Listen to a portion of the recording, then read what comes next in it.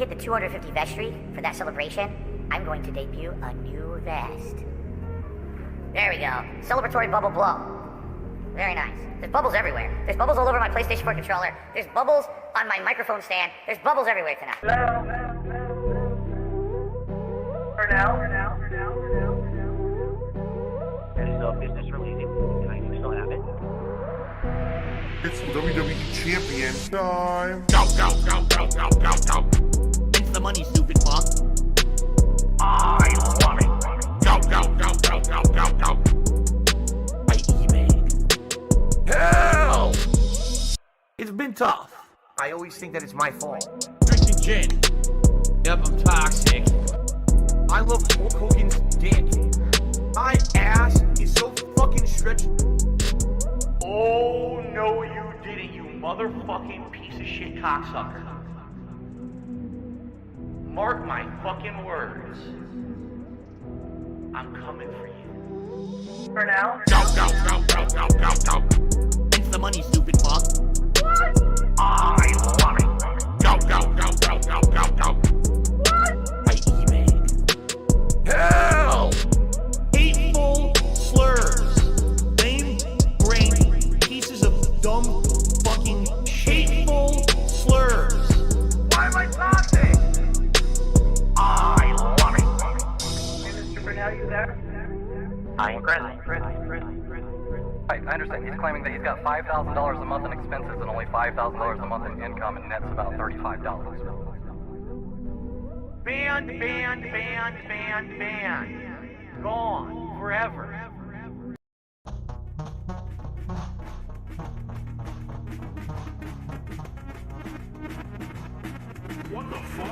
Big up Skeeter Fat.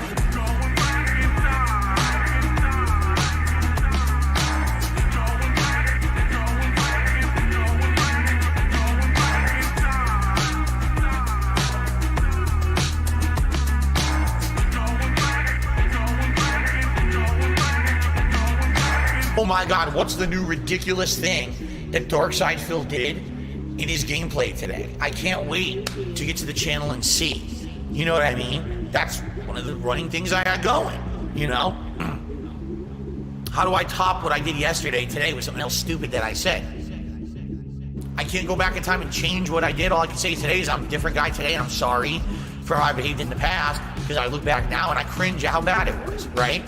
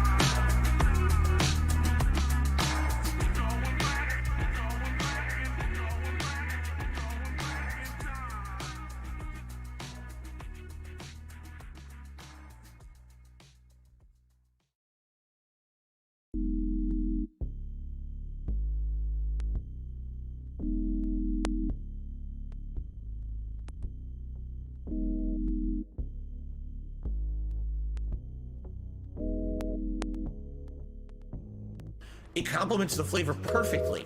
And it's so weird because it's nothing like any other cuisine. It really isn't. I can't even tell you another cuisine that tastes like that, but it's so good. And you know, what I like about Mediterranean food is usually when you get it, you get such a good variety of stuff. Like I got, so it came with hummus and pitas. You dip the pitas in the hummus, and that was delicious. Robust. Insanely flavorful chicken. It's not dry. It's freaking Robust. Give me this dipping sauce, garlic infused dipping sauce. Robust. I will tell you guys is thus. Robust. Robust. It can with their rice, which is the seasoned rice. That just tastes, again, it tastes kind of different from other cultures' rices. It has peas and carrots, but it's also got this unique seasoning in it that's really good. And then also a side salad, which was like lettuce, tomato, onion, robust, insanely flavorful chicken. It's not dry. It's freaking robust. Give me this dipping sauce, garlic infused dipping sauce. Robust. I will tell you guys is thus. Robust. Robust. Robust.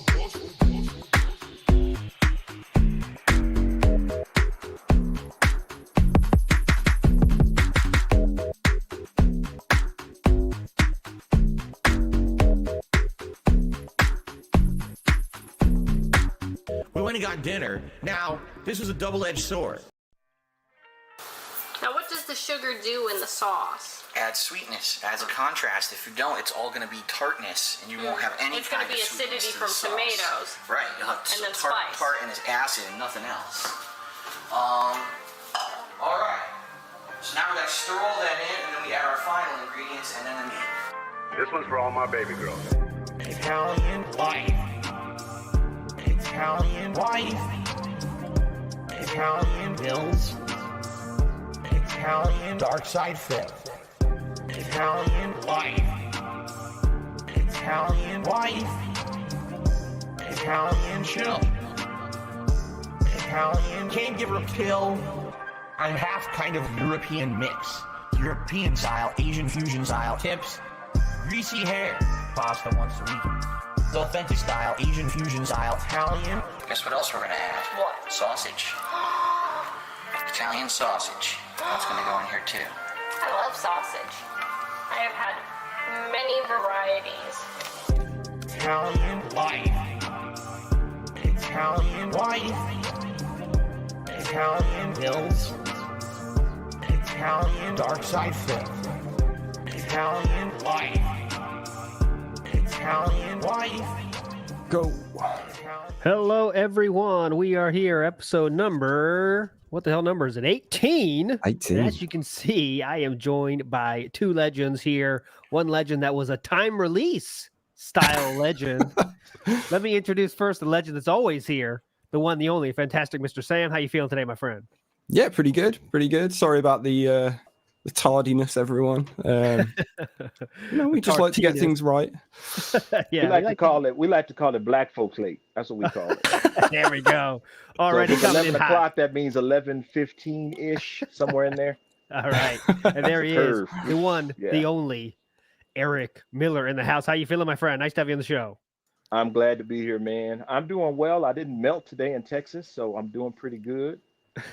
No tumbleweeds and no craziness. All right. Yeah. And as you can see, the Meerkat is out, not feeling well again today, but we hope and wish him the best of luck in his recovery. Oh, Just had Meerkat. coronavirus. He just had coronavirus, Much so love. too. He's not 100% yet, but he'll be back next week. I'm confident of that. A little bit of business time first. As you can see, we now have members. So if you want to be a member and just give us money for enjoying our stuff, that is awesome. Thanks so much for that. And if you have any questions, of course, you can super chat them, all that stuff. You know what's going on. I wish I could do that as good as Meerkat, but I can't. But if you want to support the show, there are a lot of ways to do that. As you can see, you're all legends in any case, my friends. Before we get started, I do have a question, like I like to start with to our fellow legends here. And my friends, I'm going to ask you the easy question this time. How many days so far in September have been, by Phil's own words, slow days? What I mean by a slow day is Phil has said the word slow in a tweet on that day. So we're in that right now as I check my calendar, September 18th. How many days have been slow days? I'll go to the pastor first. Well, when we're talking about Philip, we can't use the actual dictionary, so you have to try to look at what he considers slow. So slow for us would mean an average day for us. For Probably, him, it's just based on either he's not winning in WWE Champions or he has $11 in the bank on the stream. So slow is different for him. Yeah, it's true. Definitely. So how many days do you think did he claim a slow day on Twitter this month?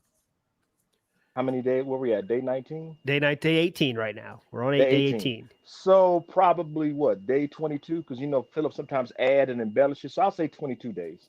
22 days over the possible 22 number of days. Epic Yeah. guess here. Sam, it's your turn. How many days of the 18 possible days?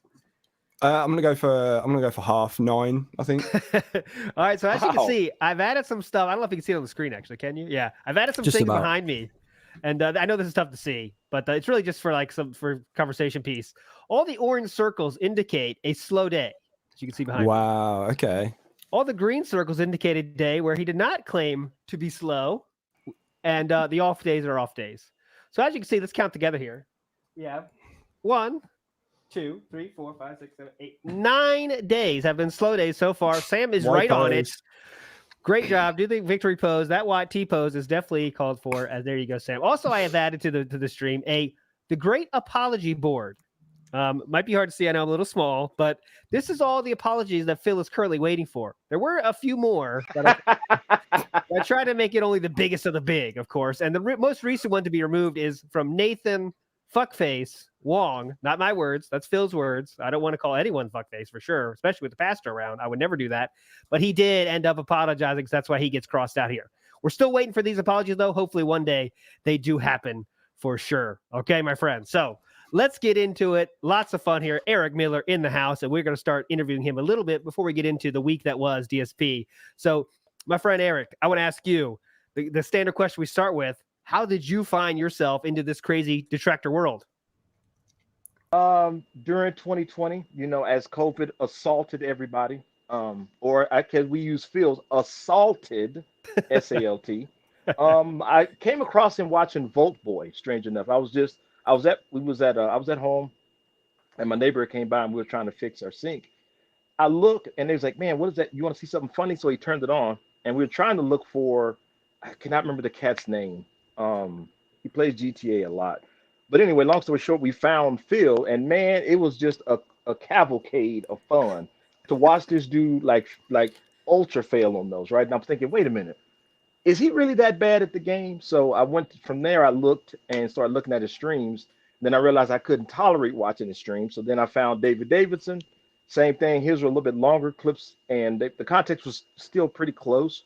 But I've noticed a pattern with that is every loss he ever had was the controller's fault, or lag switching, or who knows whatever. And I'm thinking, wait a minute, how is he the only one complaining? Because the Call of Duty crowd is ferocious. If there's a problem with lag, they're going to be on it. And I look on the tweets, I look for zero, nothing. Only thing I hear about is maybe a ping is down or something like that. But Philip was complaining every single time he went down. I'm thinking, wow. And then I noticed he had no ring awareness, so he would go down. First thing he would do, you have like 5 guys going on a corridor or whatever, right? Yeah. He goes the opposite direction, go all the way around to the spawn and get hammered. I'm thinking, wait a minute, what is he thinking? I'm trying to think of a strategy here.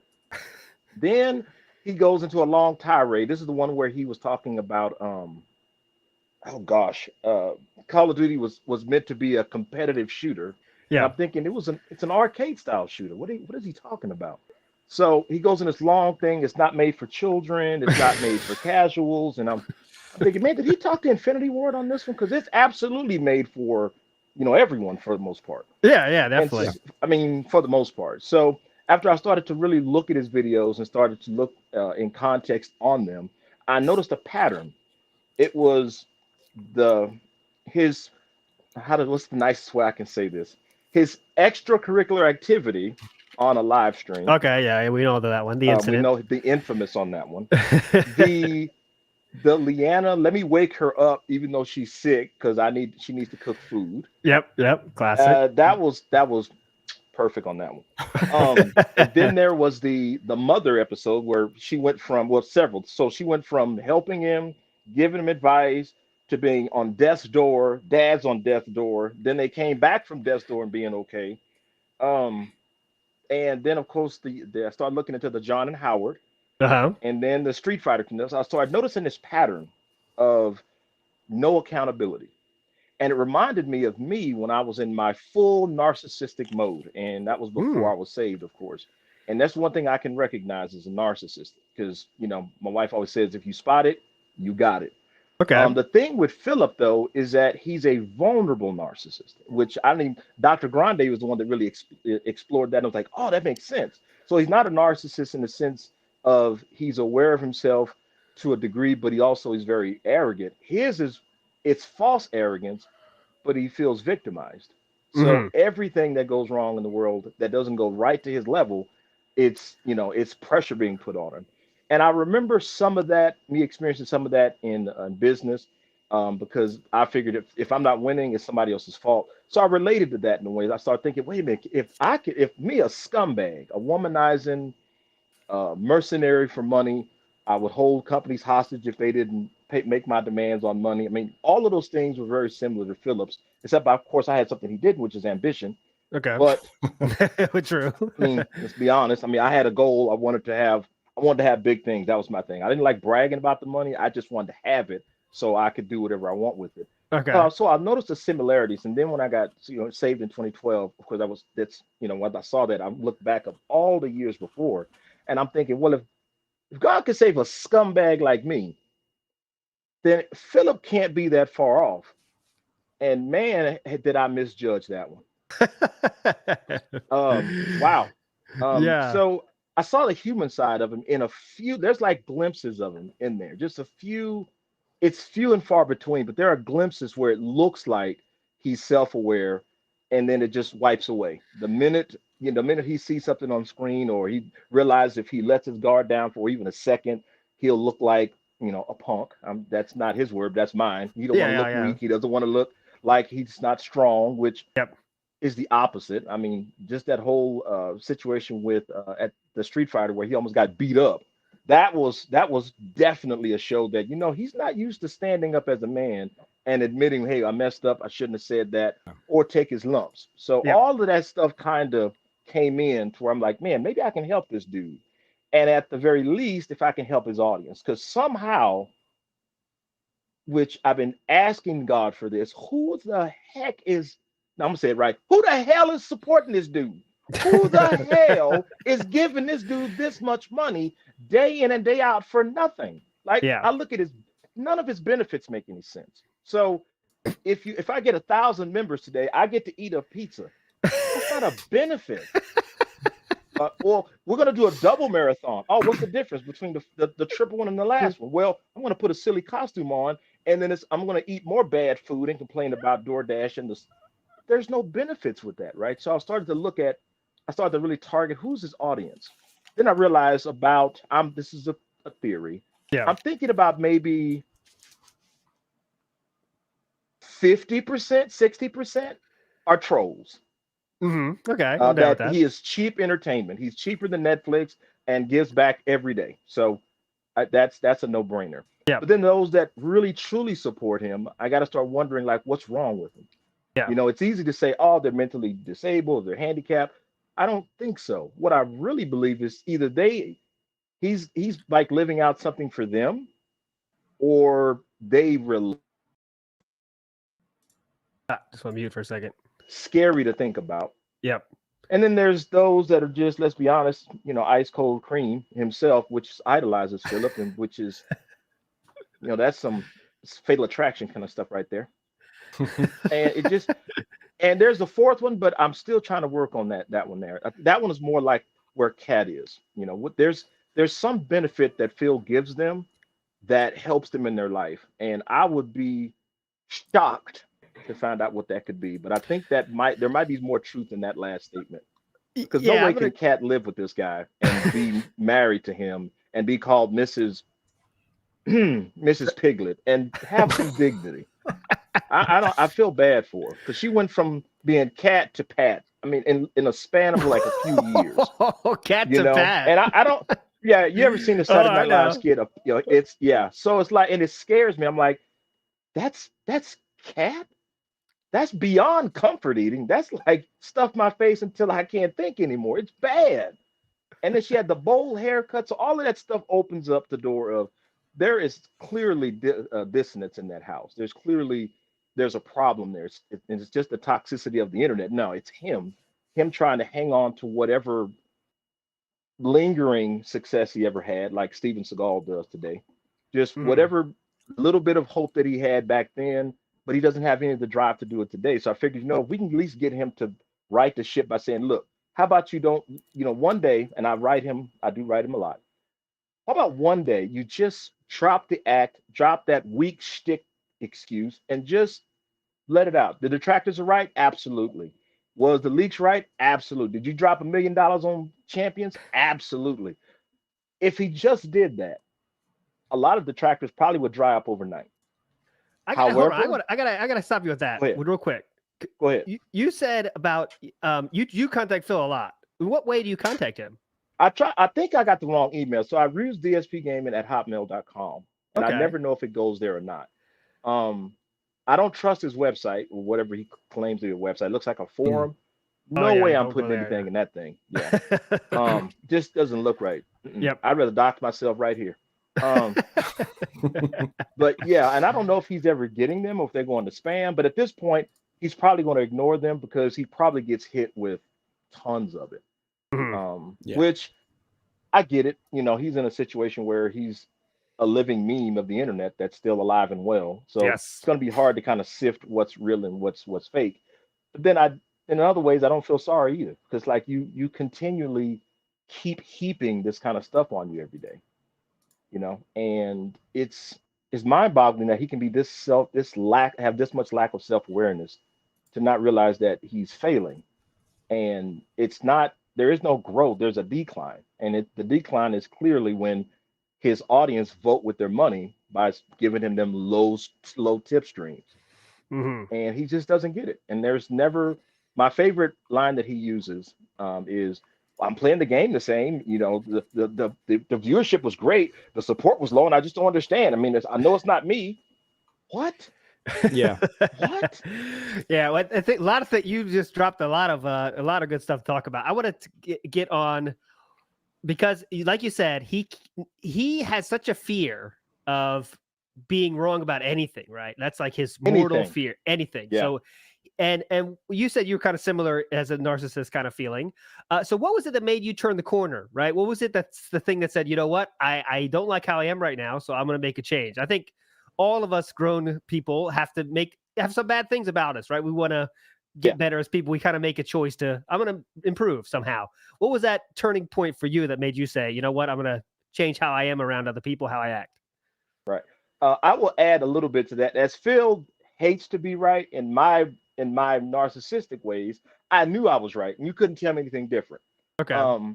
And I used to use analytics to prove my point, which is, same thing as Bible bashing. Say two things I just can't stand. But I mean, the turning point for me is when I made an actual moral choice for someone. I won't explain what happened because there's actually legal things going on still to this day, but it was harassment. I stood up for someone because honestly, I wanted their position, and if they figured they wouldn't go be able to stay in the same store after the end of this thing went out. So I figured, you know what, I'll ascend to that and get replace that person, and I would be there. Mercenary, but moral. Until I realized that I was left holding, all the whole bag, and then the threatening of, hey, we're going to fire you if you don't drop it. If you don't say this thing, we'll do this to you. We're going to write you up on your day off because you didn't do a deposit. I'm like, hold up, time out. How did I not do a bank deposit on my day off? I'm not even there. Got written up for that.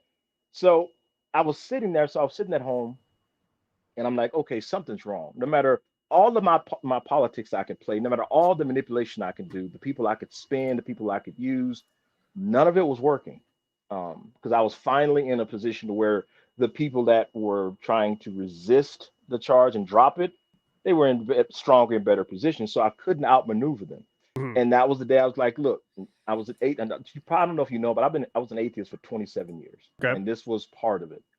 And so I had no place else to turn. I'm thinking, okay, if I withdraw, I'm like feeling a sense, that'll look like I was wrong.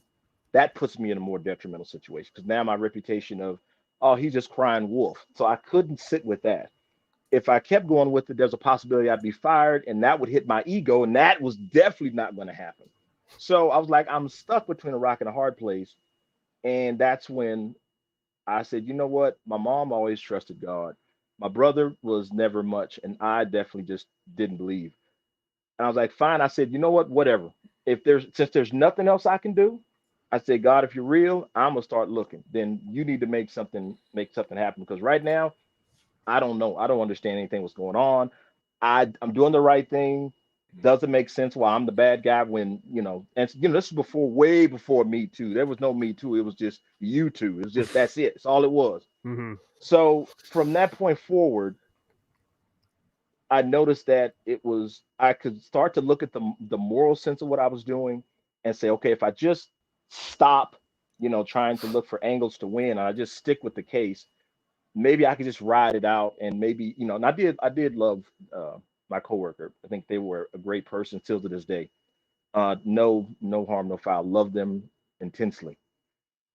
With that being said, I had no idea how to stand morally, which is odd to say. Here I am, I was in my 30s, and I'm like, I don't even know what actual morals is. The universal morale we can all think of. If a baby falls out of a car, somebody's gonna jump out to try to save it. Versus Yep. me, I'd be like, I don't want to hit that baby. It might mess up my wheel.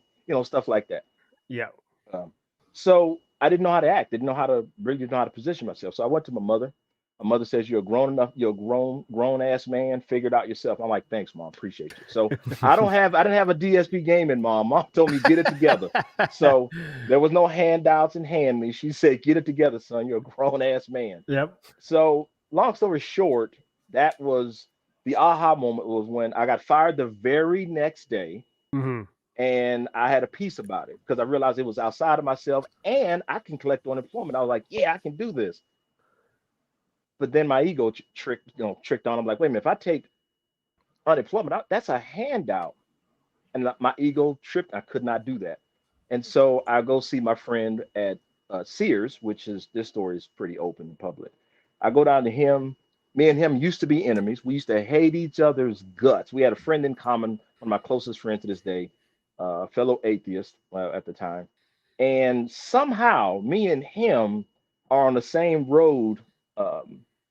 That I start telling him what happened, and I finally reached out to God to figure, okay, what's going on. The only thing I've learned right now is I got fired. So I'm not, if God is real, I just got fired. That's a real low blow to me. I'm like, that's low, man. Mm-hmm. I just got fired. I didn't get delivered out of the situation, and the situation went on to be very big today, but I didn't benefit from it. Didn't realize that getting out of that situation opened the door to where I am today. And that moral choice that I had no idea how to act in, I had to start doing research. Like, what would you do if they did that? And then I started watching and I started watching him deal with his wife and his kids and his family. And I started to learn, there's nothing wrong with being kind and honest with somebody. There's no issue. Even if you don't know them, there's not a problem by just saying, yeah, let me open that door for you. Or, hey, let me help you with this. Or if a guy's on a corner, no pun intended, panhandling, it doesn't really hurt me if I got some change, right? Yeah. Because before I'd be like, get a job. It's all about women empowerment. Let her open that door. It was just a very different way of thinking. And slowly it started to really open me up to loving humans. Because at that point I hated everything except me. Then I get saved in 2012. I go to religion. And for the next 7 years, I am quite literally the worst Christian you would ever meet in your mind, because I had the Bible with like those kung fu action grip, and I was hitting people, anybody I could with that thing. If you had a sin, I was banging you out. And finally in 2021, the last bit of religion was left. And I'm like, man, go to hell with everything out there. Ever since then, I've been the bastard child of anything that's religious because I can't stand it. And strange enough, Phil has a lot to do with the same thing what religion does. It's all about two principles. How can I keep people to invest in something that truly is not right and not morally strong or beneficial to anybody? And number one, how can I get something from it? That's the way religion thinks. So you think of the snake oil salesman, you think of the Kenneth Copelands. That's easy. That's a no-brainer because he's going to fly out on the jets. It's easy to say that. But I'm talking about the guys that are in your local neighborhoods, who construction workers, or unfortunately, people that ladies of the night, or people that are unsavory. The people that the Bible says that has every right to be in a church, they're not going to church because they're ashamed, because religion has this standard that not a soul on this earth can measure. because the people that made it, creepy enough, are like Philip.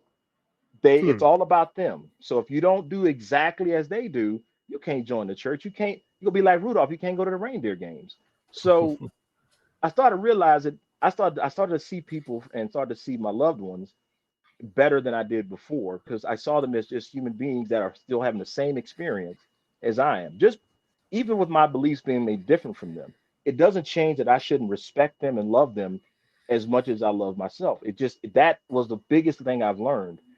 And to watch me go from there where I was, where I had no respect for human beings, including my mother. I was that kind of narcissist. I had no love for any of my family. They all ostracized me, the right thing to do.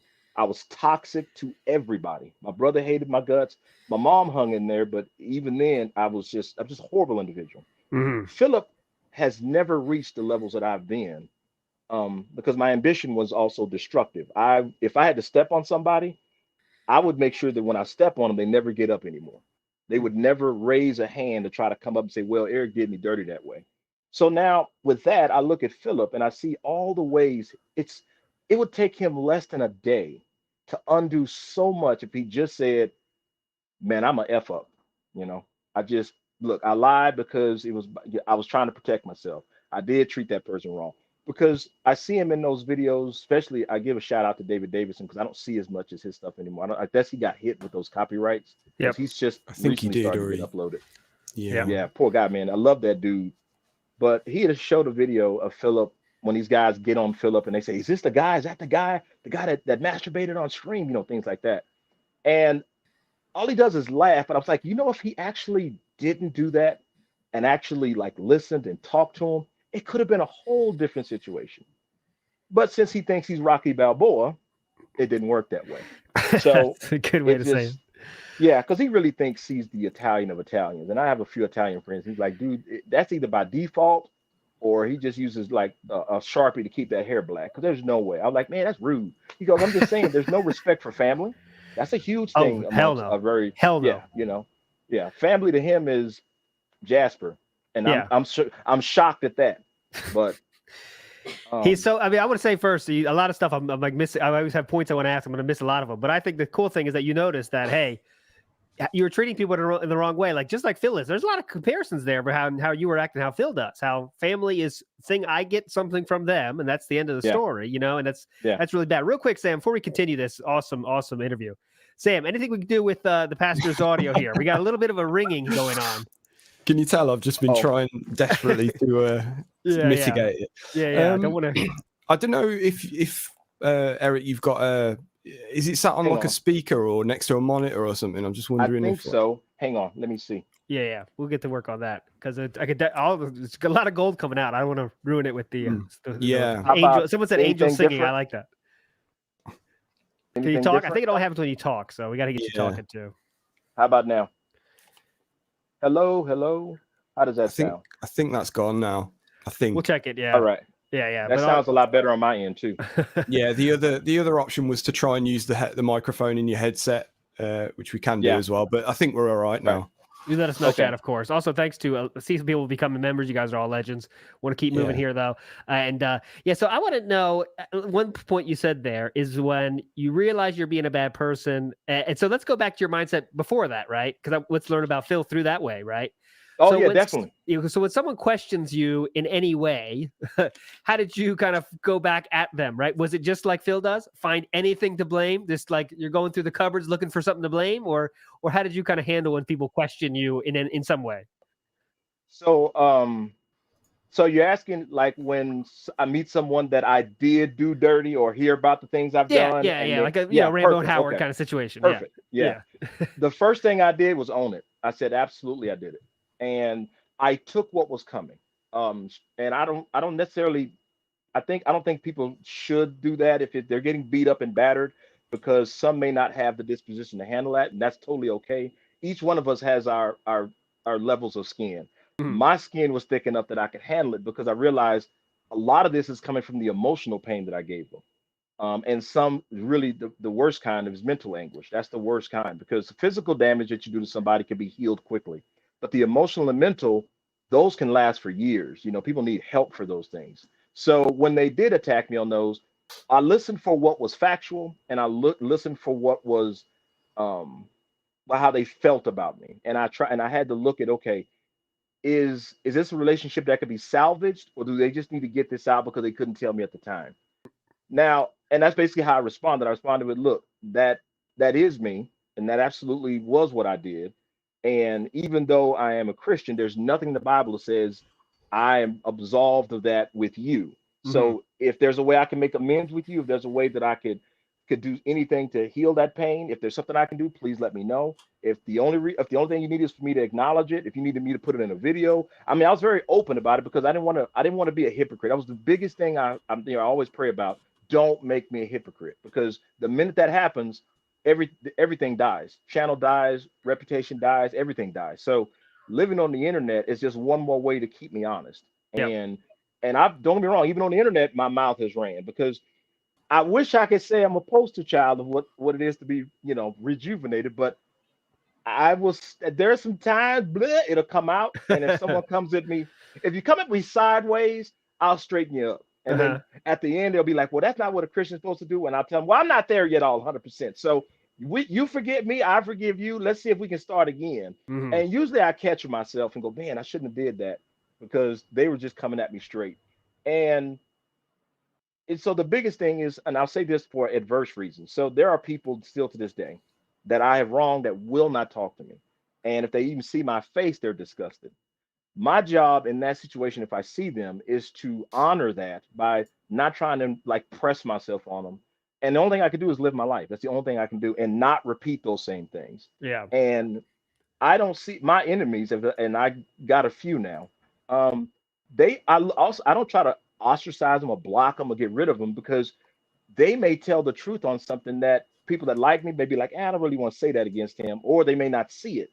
So it's a healthy balance to kind of see like what are people that don't really like you, what are they saying, and is there something that your friends that do like you, is there something that match up? That's where I look at the detractor community. There are some detractors I can't watch. God bless them. Your content's great, amen. I just can't watch it. It's either the level is too great for me to deal with, and then there's others who I stand with, head over heels with them. Shout out to Goat Lucy, love that dude. Duty Streams makes me laugh. And they got endurance, man. Let me tell you, I can barely watch 15 minutes of Philip. That's why my videos only come out once a week, because if watching more than that, it's toxic as hell. So, But anyway, one of the things I've noticed that he hasn't figured out, and his audience, and eventually people in his audience does turn to detractors. It just takes time. Yeah. And it seems like the more money you spend on Philip, the more he treats you poorly, which I can't figure out how they haven't figured that out yet. You can give this dude $1,000 and say, Philip, can you play multiverse with Captain Crunch? Oh, that's stupid. I'm not playing that stupid character. I'm not going to get any tips. I'm like, wait a minute, I just paid for that, right? So it's like the more you feed him, the worse his nature gets. Yeah. And typically it shouldn't be that way, right? But with anything, that's what happens, right? Rich man, I'm not saying all rich people, you get enough money in your pocket, you feel like you can walk over people. In most cases, you can. Yep. Philip can't walk over people because he can still get swung on. He can still go to a Publix or whatever and go, are you dark side Phil? Yeah. And if he gets hauled off and nailed, what is he gonna do? He can't. He's got to wear that little Pokemon thing to cover his eyeball. So, and that's what the biggest thing with him. He talks so greasy. He talks like he can hold up in a fight when he can't even hold up in the bathroom. It's hard, man. I'm not trying to be rude, but this dude, he's not ready for this. But if he just had realized that the detractors, and especially the ones that have done like fantastic work, Mighty Tevin, I've only seen a few of his, strange enough, because I don't want to be influenced by too many of how they make stuff, because they want to have their flavor and I got to have mine. But a lot of his in-depth work, a lot of William Knudsen, which Philip tried to retcon that thing. I talked to him for a little bit. There's a lot of things he could use as benefits to see him open doors. And he could go to a detractor and say, hey, man, I just want to let my story out. I just want to say, hey, look, this is right. That's right. He can go any route of those. But I just don't. There's no money in, like, why would you not do that right now? That's what I can't figure out with him. And the only thing that would make sense of why he won't do it, and this is where I the self-awareness came. The reason why he doesn't see it is because, not to be rude, he's stupid. And I'm trying to be funny, but the definition of that, if we look up the definition of stupid, is what? It's unintelligent, right? Mhm. Or making bad decisions. That, if you could surmise Philip in the last 5 years, it's poor decision making. Time in, time out. A guy Yes. sends me a super chat and says, "Hey Philip, what's your favorite sport?" Screw sports. That's stupid. Next. Versus, no, man, I really don't like sports. It's not been my thing. I got injured at the last picnic because I pushed down grandma. Something nicer than that. But Yeah. it's always this abrasive, nasty, hostile. But thanks for the tip. I'm like, that doesn't work, you know. So So I know it's He's- different, but was that how you yeah. were too? You think when someone did something nice for you, were you kind of like, could you accept something nice, or what did you have to Oh, kind of no. get back at them a little bit? Oh no. When people did something nice for me, I figured, why ain't they done more? Oh, see, So that's my similar. my yeah. idea was well, if they did that, if I was this nice, hell, this is I got them now. So I would open the door and see how far I could go. Like, Oh, okay. oh, they bought me a hamburger today. Nice. I wonder if they'll get me a cell phone next week. That was me. And here's the thing: I had my own money, didn't want to spend it. I figured it's my money. Same way Philip has money, but he doesn't want to spend it on his hobbies. hmm He'd rather someone else pay for it. You know, Yeah. here we are working. We have our day off, which is normal. You know, we have a normal, which probably for Philip, what we're doing is exhausting. You know, we do our, we do errands here and there. We get out of work, real job. Get out of work, and YouTube content creators is a real job. Just want to basically preface that because Yeah. it is a lot of work.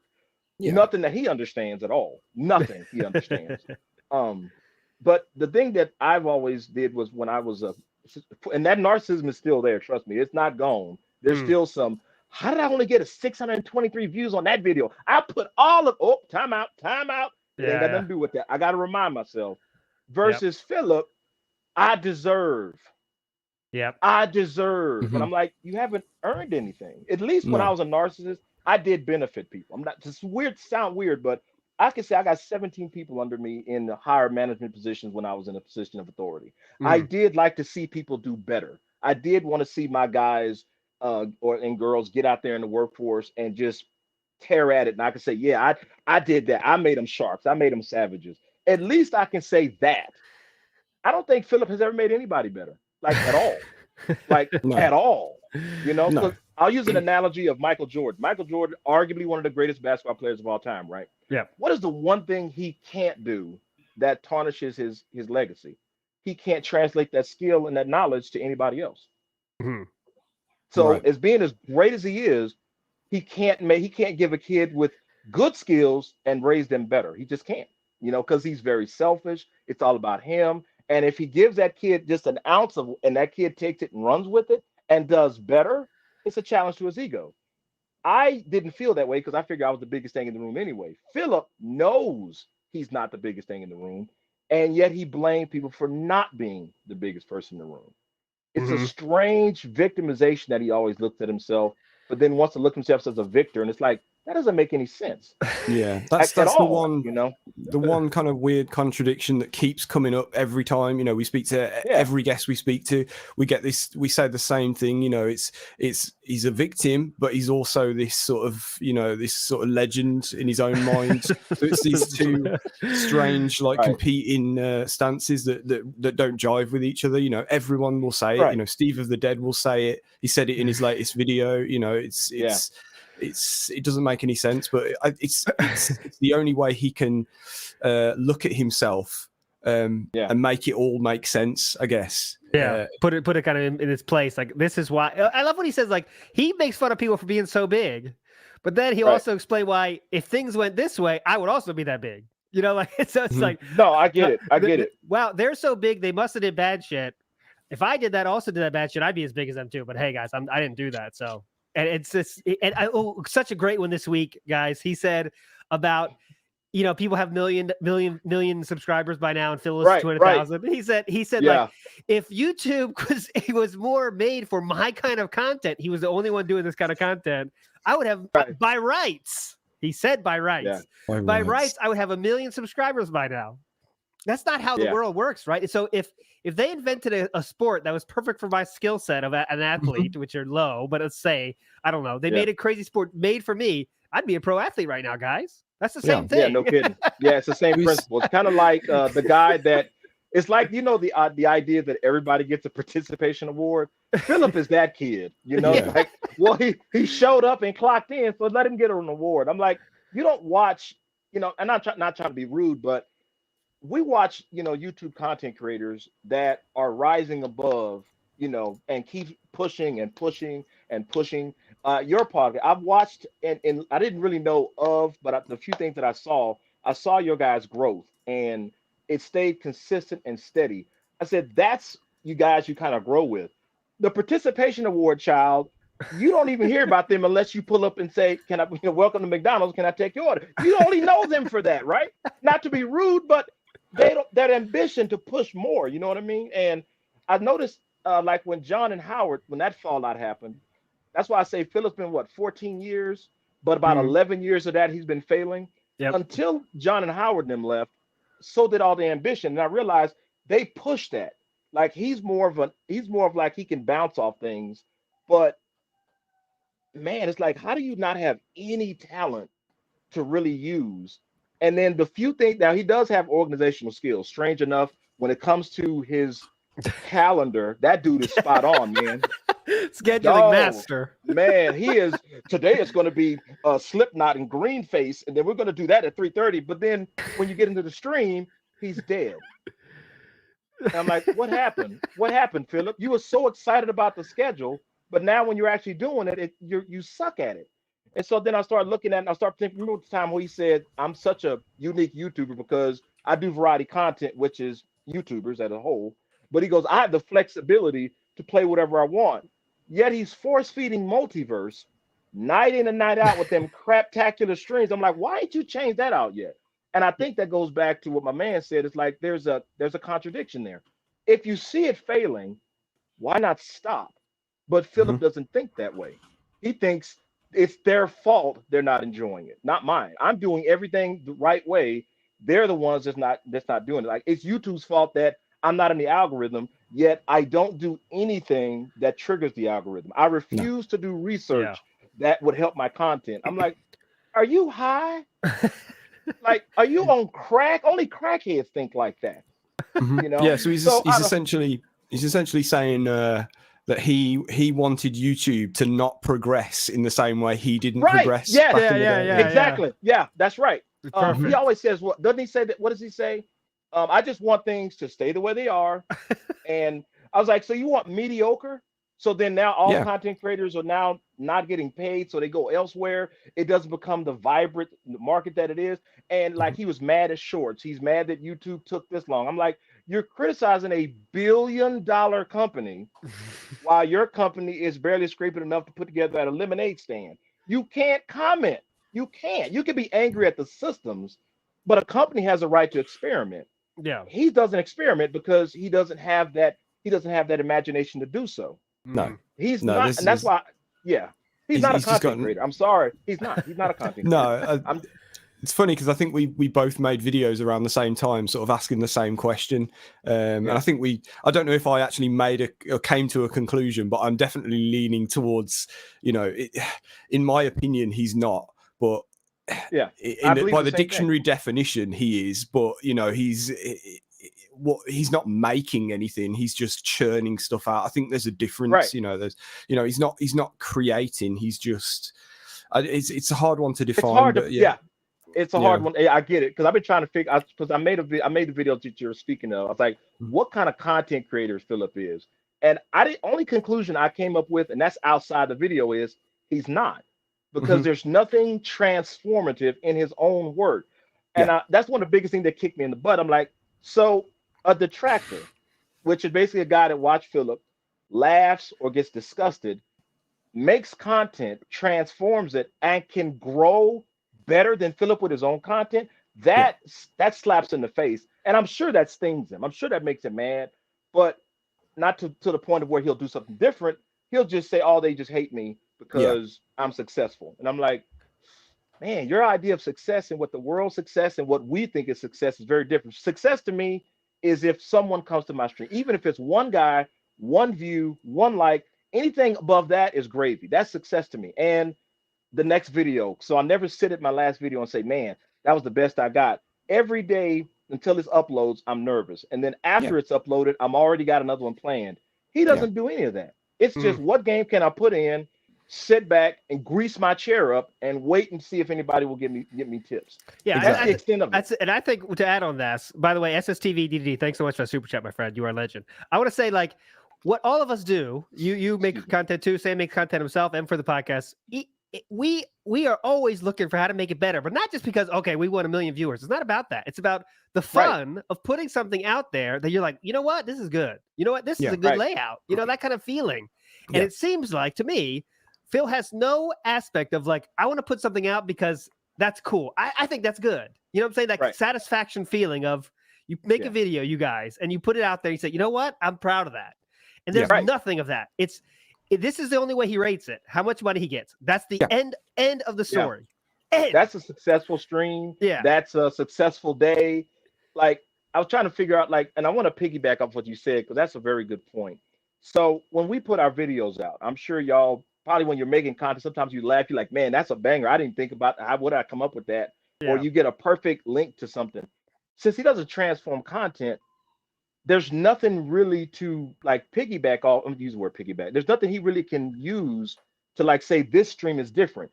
If you change, all you do is change the game out, same approach. He doesn't try. I mean, you can go from Skyrim to Rim Job, and it's the same thing, you know. And you know, strange enough, his Bass Masters or whatever it is, I honestly think he enjoys it. I really do. I really think he enjoys it because it takes so little skill for the computer to put the fish on the line. That's it. You know, you just put it in the water and you wait. That takes like, he can't lose on that one. You know, I always say, Philip, the guy that can lose at the start menu. You ain't even started the game. As soon as you push it, it's failed. You already lost a life. And I'm like, how, Philip? How did you do that? But I think his approach, and I'm actually going to say I'm pretty accurate. I think I'm accurate on this. His approach to life is the same way his approach to streams. Like my newest video coming out is called Facing Cat, which is the second part because we got to 1,000. Thank you, community. Thank y'all, Miller family. Yeah, congrats on that.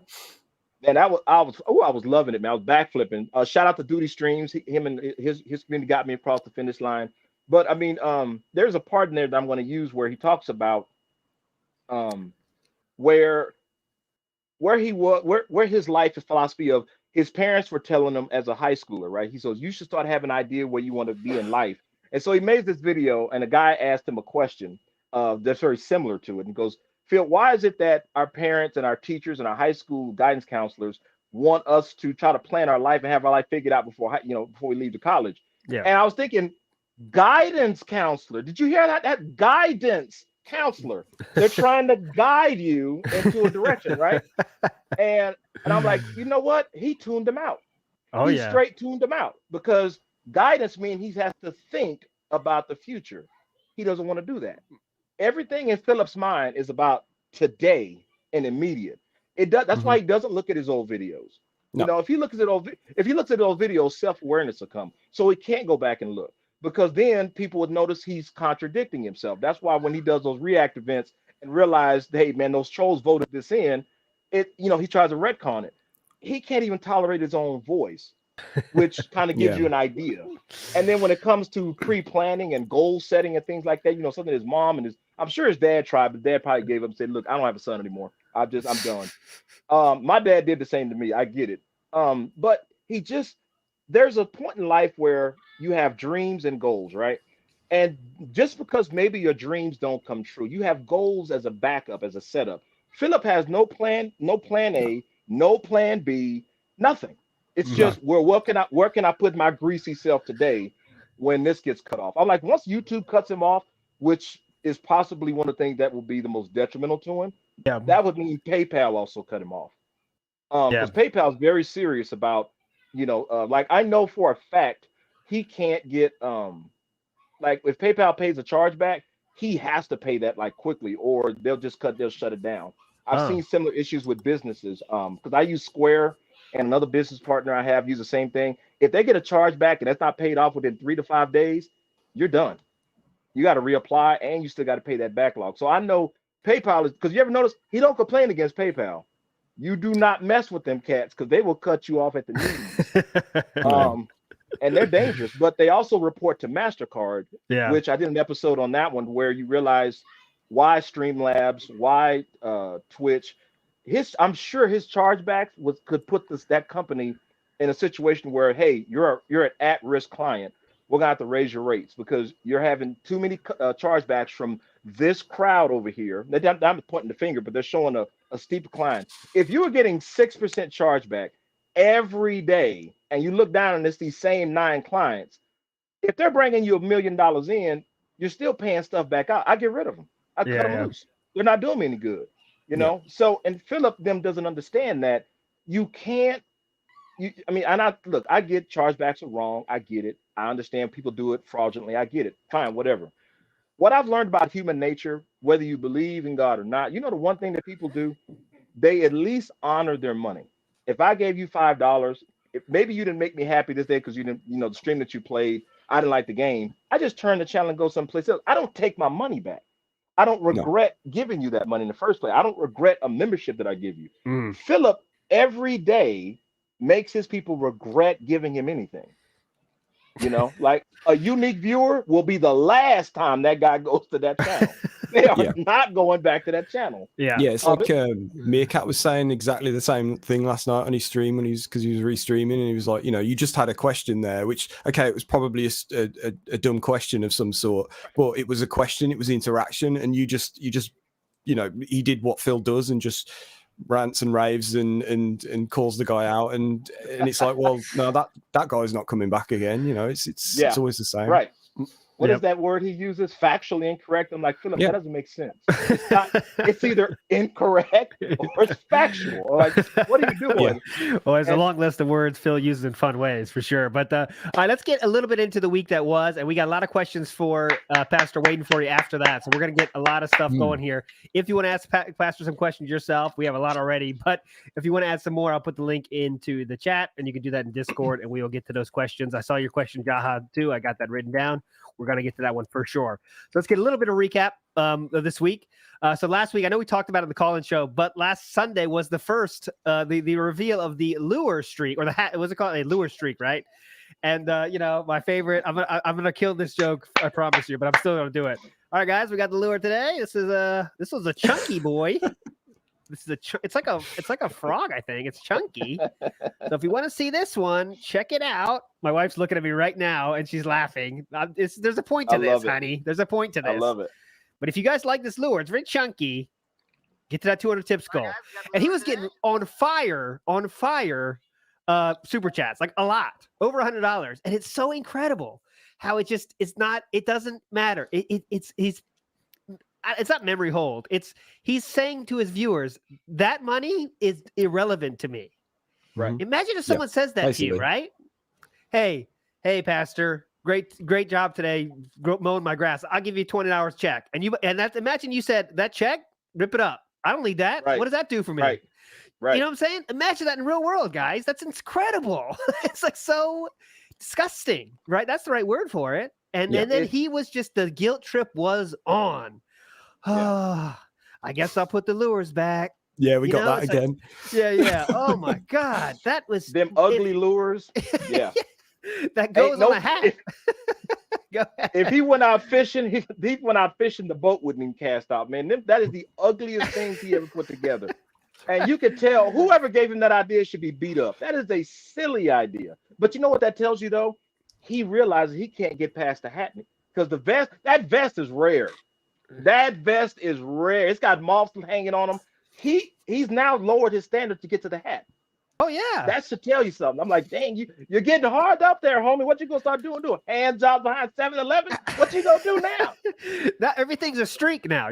Every single thing has to be a streak. Like, okay, well, this is a streak. This sparkling water streak starting on Tuesdays, and then we got Wednesday. We got, I'll do I'll yell at Cat for a second streak, and then I'll show lift the tail of Jasper streak, There's Just running out on of the- streets. Right. On the subject of begging, I guess we have to call it. Yeah. Oh, it's just begging. before I forget, I've noticed something creeping in, and I don't know if anyone's brought this up yet. I know it's probably been noticed, but I don't know if anyone's noticed the trend. He started bringing out the fact that his eyes are getting strained a lot recently. Yeah. Oh, God. Yeah, that's I'm a good getting one. arthritis now. Like, Yeah, but you know, obviously, hold on. My eyes are obviously, starting to hurt. yeah, and we all know what that means. You know that right. it couldn't be any more blatant. But I did do a quick pig go earlier, and it is on the up. Incline. Oh, it is? Yeah, That's Oh. I mean for me that I'm not a guy that says like, okay, let's look for things Phil does that are against TOS and get it, but that has to be close, right, to being all Probably. against TOS, right? You're at Yeah. $48, all of a sudden your eyes start hurting. What do they call that sickness? I'm gonna go to the doctor and say that. When I got some Yeah. tips rolling and it's like $10 worth of $50, my eyes start hurting. I don't know what it is. It's crazy. You know, them gunner Yeah. glasses ain't working, I guess. That is gunner so glasses ain't doing the job. that's very, very predatory and very disgusting. Again, another word we're gonna say disgusting, but somehow that's why I feel bad for his real viewers because they put up with that and it's just nothing, right? Even though I watched Phil a little bit more than I usually do this week, and his chat is somewhat hostile sometimes. I mean, they're not afraid to say Very what they much don't so. like. Yeah. Yeah. I was surprised. You know, they got the usual cows and the calf that just do whatever the farmer says. But there's some Yeah. people that are not afraid to speak their mind, which a few of them, of course, not that many. Yeah. But that was interesting for me to see that. A good question here in chat with the SSTV coming in hot again. How often is Phil drunk on stream? That's tough to tell. It's above 0 times a week, I think, but it's tough to tell these days. It wasn't as bad as that Super Mario Brothers 2 or Doki Doki Panic in Japan. That was like every single day he was drunk on the night stream. Hardcore. That's a good question. Yeah. You know, of course, I don't think as much. Yeah, I don't think as much. I don't see him because you could tell when he was drunk because the rage was different. It was more controlled, strange enough, and he would hone in on one thing and sit there for days. But I don't think he drinks nearly as much as he used to.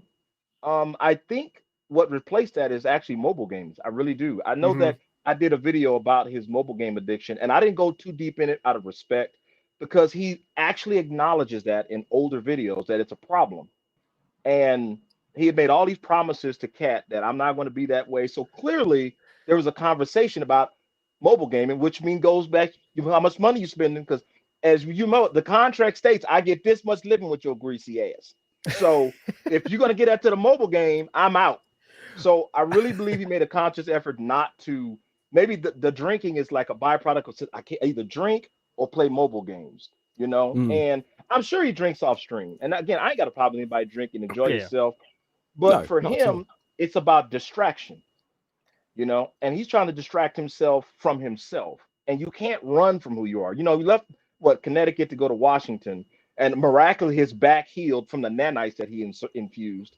But it's interesting because he thinks he left his problems behind. And I always tell folks, whenever you move, there's always one thing that's always going to be where you go. You can't run from them, you know. And he's going to run out of places to run. You know, Twitch kicking him off was that hurt his self-esteem. That hurt him emotionally. That hurt him physically because he was touting how fantastic they are. Yeah, and then Twitch is the best. Yeah. Then it's so much more comfortable. It's so much better on Twitch. I can moderate. I bet it was. And when Twitch told him take your porky ass out of here, it blew him up. And I didn't feel bad one bit because he was violating their TOS. Yeah. The thing with YouTube is that he should, even though he says crowdfunding, those are things you really can't use. Those words are very much right on that borderline. Yeah. Because you can make a living at YouTube, but you can't like pressure people to give to you as it's a job.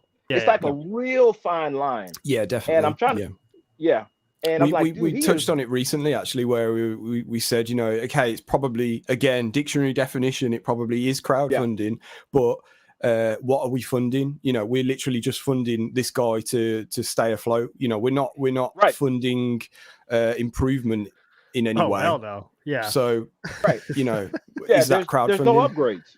Mm-hmm. No, that's not. What is the definition? Crowdfunding is what? There's a goal in mind, which he doesn't have. and there's a product or something to show like, wow, that's what our money went to.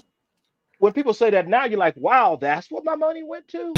Oh hell no, I'm doing chargebacks. I want my Yeah. money back. You know. Well, maybe, hey, but guys, maybe this is a big scam. He has those like glasses, vest, and hat because he can say that, hey, we're crowdfunding me to put on some clothing. That's Maybe. actually crowdfunding. Maybe that's it. I What hope is that? not. but What is that? A reverse prostitute? How did that happen? putting clothes on. Pretty close on. All right, so You know- let's go ahead. Oh man, that's crazy. No, that's good. I'm like, Okay. wow, I didn't think about that. That's true. It could Wow. be. It could be. But let's move on to some Splatoon fun. And obviously, I got a Oh, lot of thoughts yes. to share here. So Splatoon got a few good donation days, more bad, very low views. And I'm going to read of just a splattering of some quotes said by Phil. If you could indulge me here, I'm going to read about 4 sentences here of things Phil said, not taken out of context. He's playing. So you know the context. I'll explain it to you fully. He's playing Splatoon online, and he's losing a lot. And here we go. Let's read 4 sentences here. Splatoon is a patriotic game for the Japanese. Nintendo has to justify their actions for the choices they make, but the Japanese reinforce the actions they take. If it's made in Japan, they are all over it. Why are there so many anime-style RPGs in Japan? One more. Indulge you one more. It's not like I suck at this game. People just don't seem interested. All right? So I've said 5 sentences there. All of them were different levels of insane. My favorite is, it's not like I suck at it. People just seem disinterested. So I'm gonna obviously, and then it goes into the bigger topic of, he says the X word, right? Mhm. What do I say? But X word is xenophobic, and Japan is this huge xenophobic country. And I lived in Japan 10 years, but I want to say this first: anyone that says they're an expert on anything and doesn't, you shouldn't listen to them, right? I lived in Japan years. I had my experience in Japan of 10 years. I'm giving you my opinion. Lots of people know way more than me. Lots of people know less than me. I'm just to tell you my thoughts on that, right? That's all I can give. And you can disagree or agree. That's it. That's life. But Japanese, is there xenophobic people in Japan? Yes. Is there xenophobic people in the United States of America? Yes. Absolutely. Is there xenophobic people in every country in the world? Absolutely. All right. So we agree that there's xenophobia all over the world in different levels, right? Yeah. Phil's comment was his biggest strike against the Japanese was like, they ignore things from outside of Japan, but if it's in Japan, they're all for it, right? That's the crux of the problem, right? He thinks that they will happily buy from Japanese companies, but other companies they won't happily buy from, right? So let's talk about this, right? I lived in Japan 10 years. There is, just walk down the street of any Japanese city, and you can see how this is not true. Yeah. I can see an Apple store to my right. I can see a Starbucks to my right. I can see McDonald's to my right. I can see Coca-Cola vending machines own every single vending machine in Japan almost now. It's so ridiculous to think that a country is so xenophobic that they'll say, this company is dropping awesome shit for us. We won't buy that. Which is why when games come out that are so fucking hype that aren't made by Nintendo, they sell like fuck over there too. That's right. For example, Minecraft was the biggest game in Japan for many, many years. Minecraft. Best-selling game on the Switch. But PC was going nuts. Everyone on Twitch was playing Minecraft. You live in Japan, basically. Right? It's just, think about that statement he's making, though. If Japanese people hate other things so bad that they won't even buy good stuff, Starbucks, get out of here. That's not a Japanese company. Even the most xenophobic people, I think, don't do that, right? Okay, let's say, I'm from Germany, and there's a German restaurant down by the street, and there's a McDonald's right next to it. Man, I don't got a lot of money, but I want a hamburger. But fuck, I can't get a McDonald's. It's not from Germany. I'm out of here. I don't know what to do here. I'm really in a tough spot here.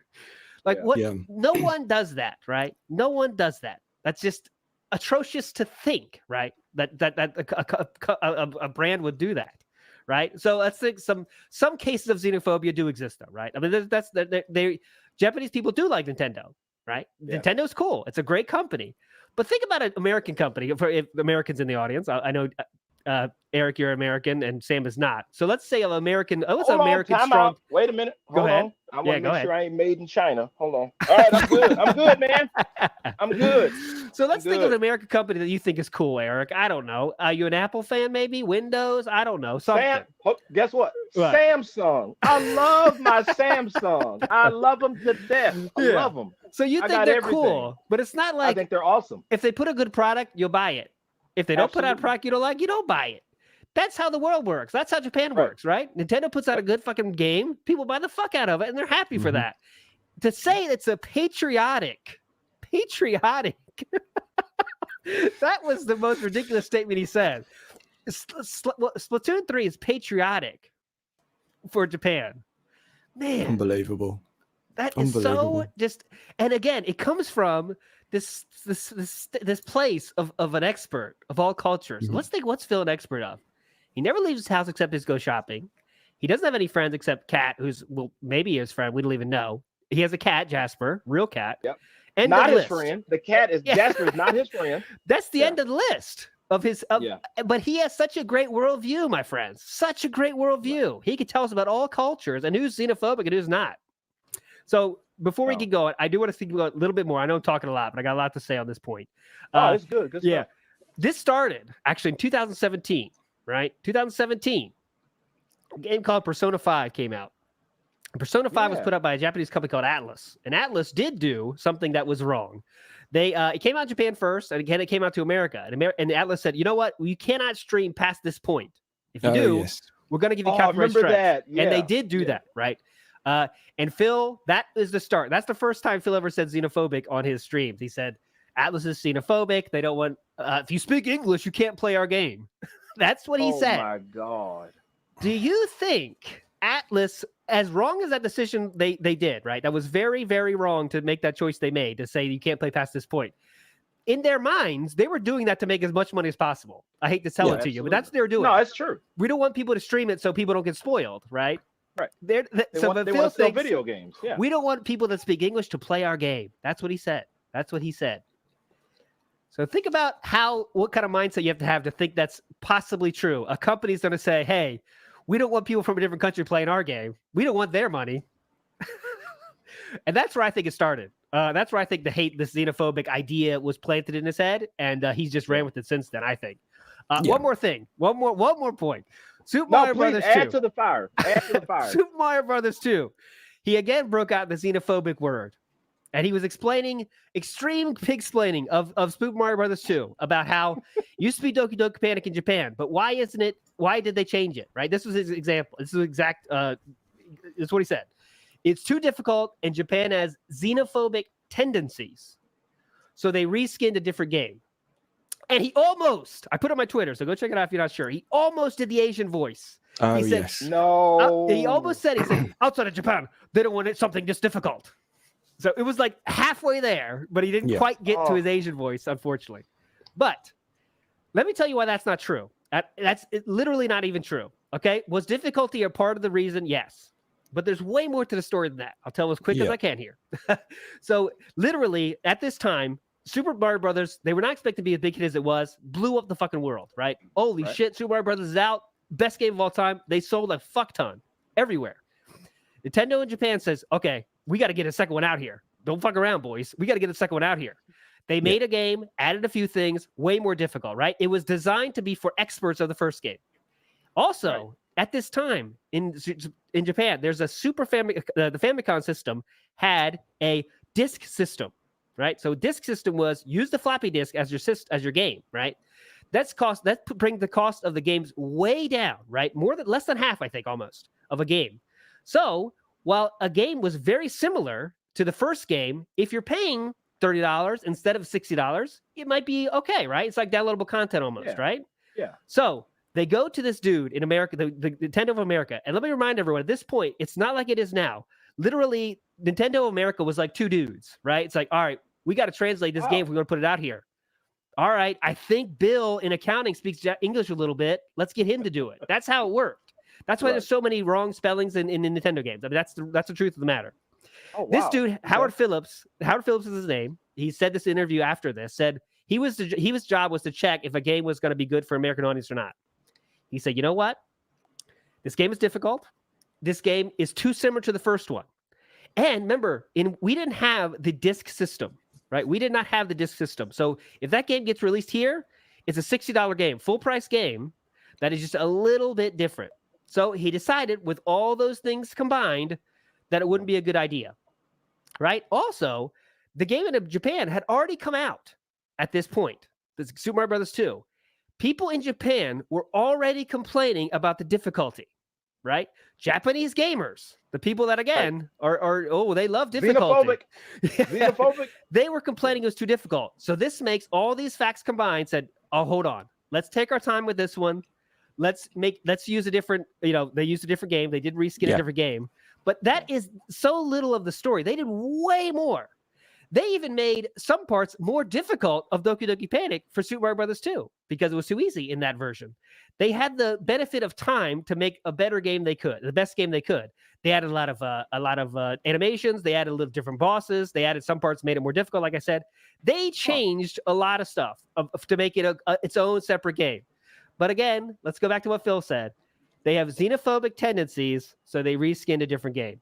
So hopefully I've outlined well enough how you should never, ever agree with anything Phil said, believe anything Phil says in his little explanations or his pig explains of everything. And one more point, a lot of games that were made in America, right? Battletoads, Donkey Kong Country, Turtles in Time. I'm not sure where the developer was in that. But those games, when they came out afterwards, came out a little bit later in Japan, they were made easier for the Japanese audience. And there's more than a few examples of that. Because if a game gets released in one country, like, okay, you know what? This is a little bit too tough. A country is going to be smart and say, you know what? If we have a chance to change some things, let's make it better. Let's make it a little bit easier. It's not because of, what did Phil say again? Outside of Japan, they don't like something that's difficult. It's a company trying to make the best product they can to make as much money they can. They don't give a fuck where their customer is from. Yeah. They want to make as much money as they can. Okay. And I do want to say there's some xenophobic people in Japan once again, but to just blanket everything is such a level 1 way to take on the world, right? Is to blanketly put all these people in a group and say, hey, this is what they are, right? That's the way I'm not trying to be a fucking life coach, trust me, but that is how you don't grow as a person is you say, hey, people from Brazil, they're all like this. Or, hey, people that like, soccer, they're all like this. And that's such a bad way to see the world. And Phil has consistently done that every single time he has to explain anything. This is my idea of what it is, and you can't change it. Because if you question it, get the fuck out. Lean in. Yeah. You know what I'm saying? That's it's bad. But and anyways, back to Splatoon, right? Back to the point of this thing. He sucks at Splatoon. That is the end of the story. Why does he hate Splatoon? He sucks at the game. He doesn't get tips. So he has to come up with this long story. How long of a story did it come up with? You know what I mean? To fucking get around that he just sucks and that the tips were low. It took more imagination to make that story than he put in a vibe and energy into that gameplay. That's sad. Yeah, that's sad. It's incredible. It's incredible. I could go on with the Japan stuff, but that's enough. I think you guys see that. Yeah, there's some xenophobic people all around the world.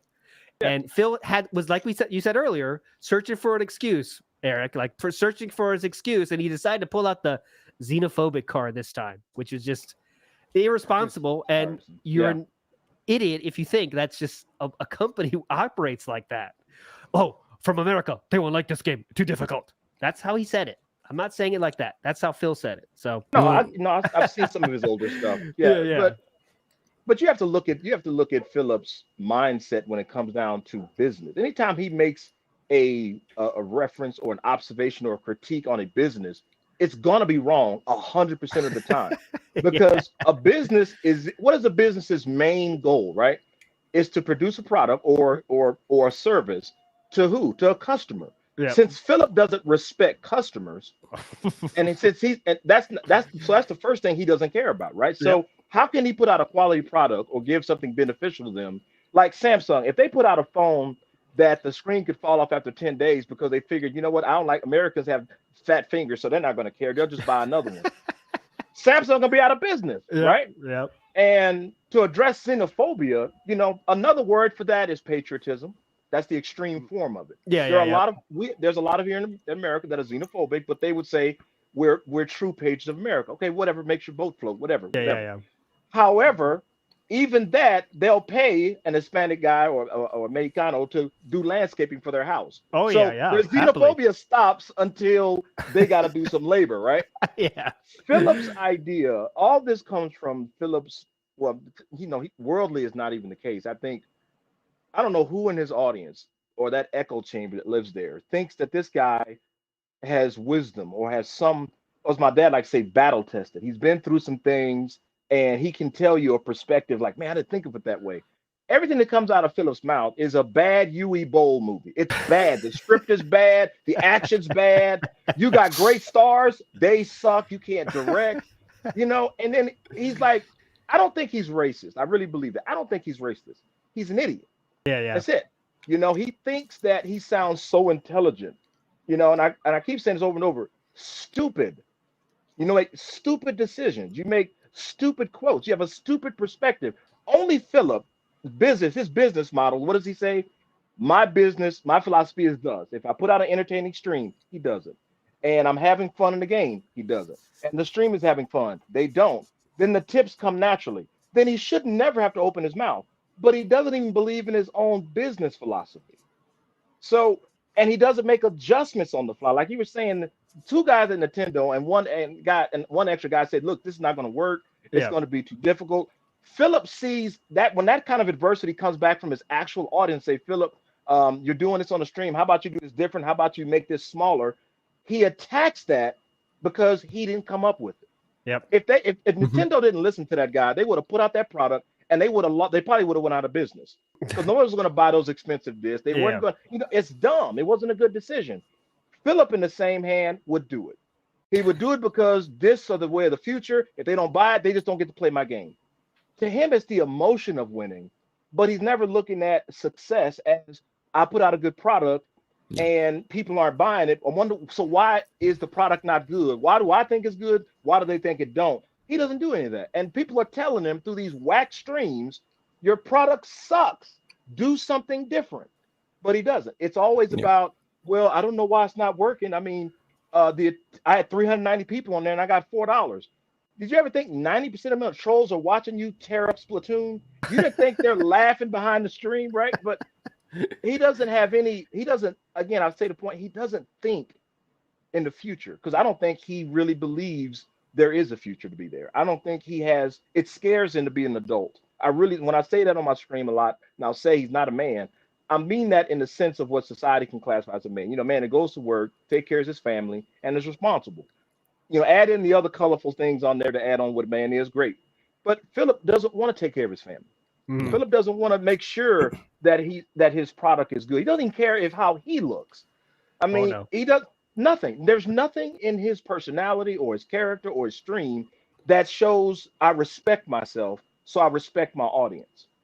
And I'm like wondering, like, how long can he do this? Well, now the answer is till he's like 60. I get that. But how long until like his anxiety and his mental breakdown happen? Because we all can see it. He's not healthy looking. The brother don't look right. Yeah. You cannot look that pale and not be called a zombie at this moment in time. You just can't. But he's xenophobic in so many ways, right? He doesn't leave his house. He's scared to leave his house because he'll have to be addressed and seen, and my trolls will take pictures. Man, that's free advertising. Philip, take it. Do whatever you got to do to make it.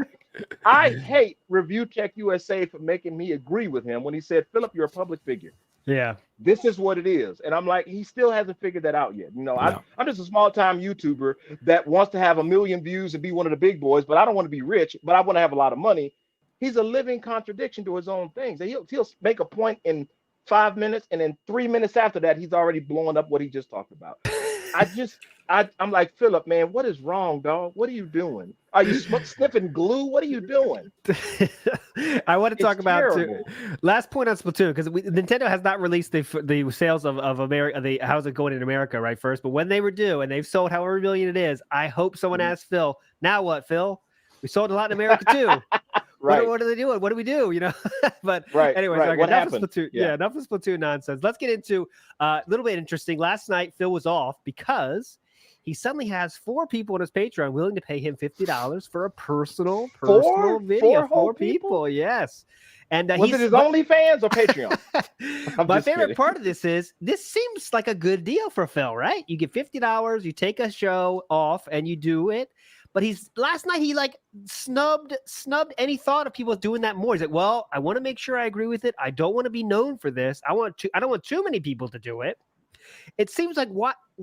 I don't understand this. Like, this is such a great opportunity for you, but he doesn't want to do something that he's not comfortable with. I think he's kind of feeling that the trolls are getting something out of it.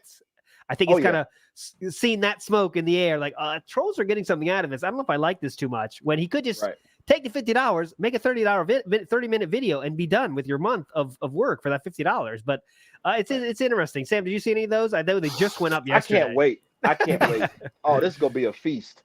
Have I seen any of the reacts? No, I was going to ask though, because I'm really behind on my Phil's react video Patreon videos.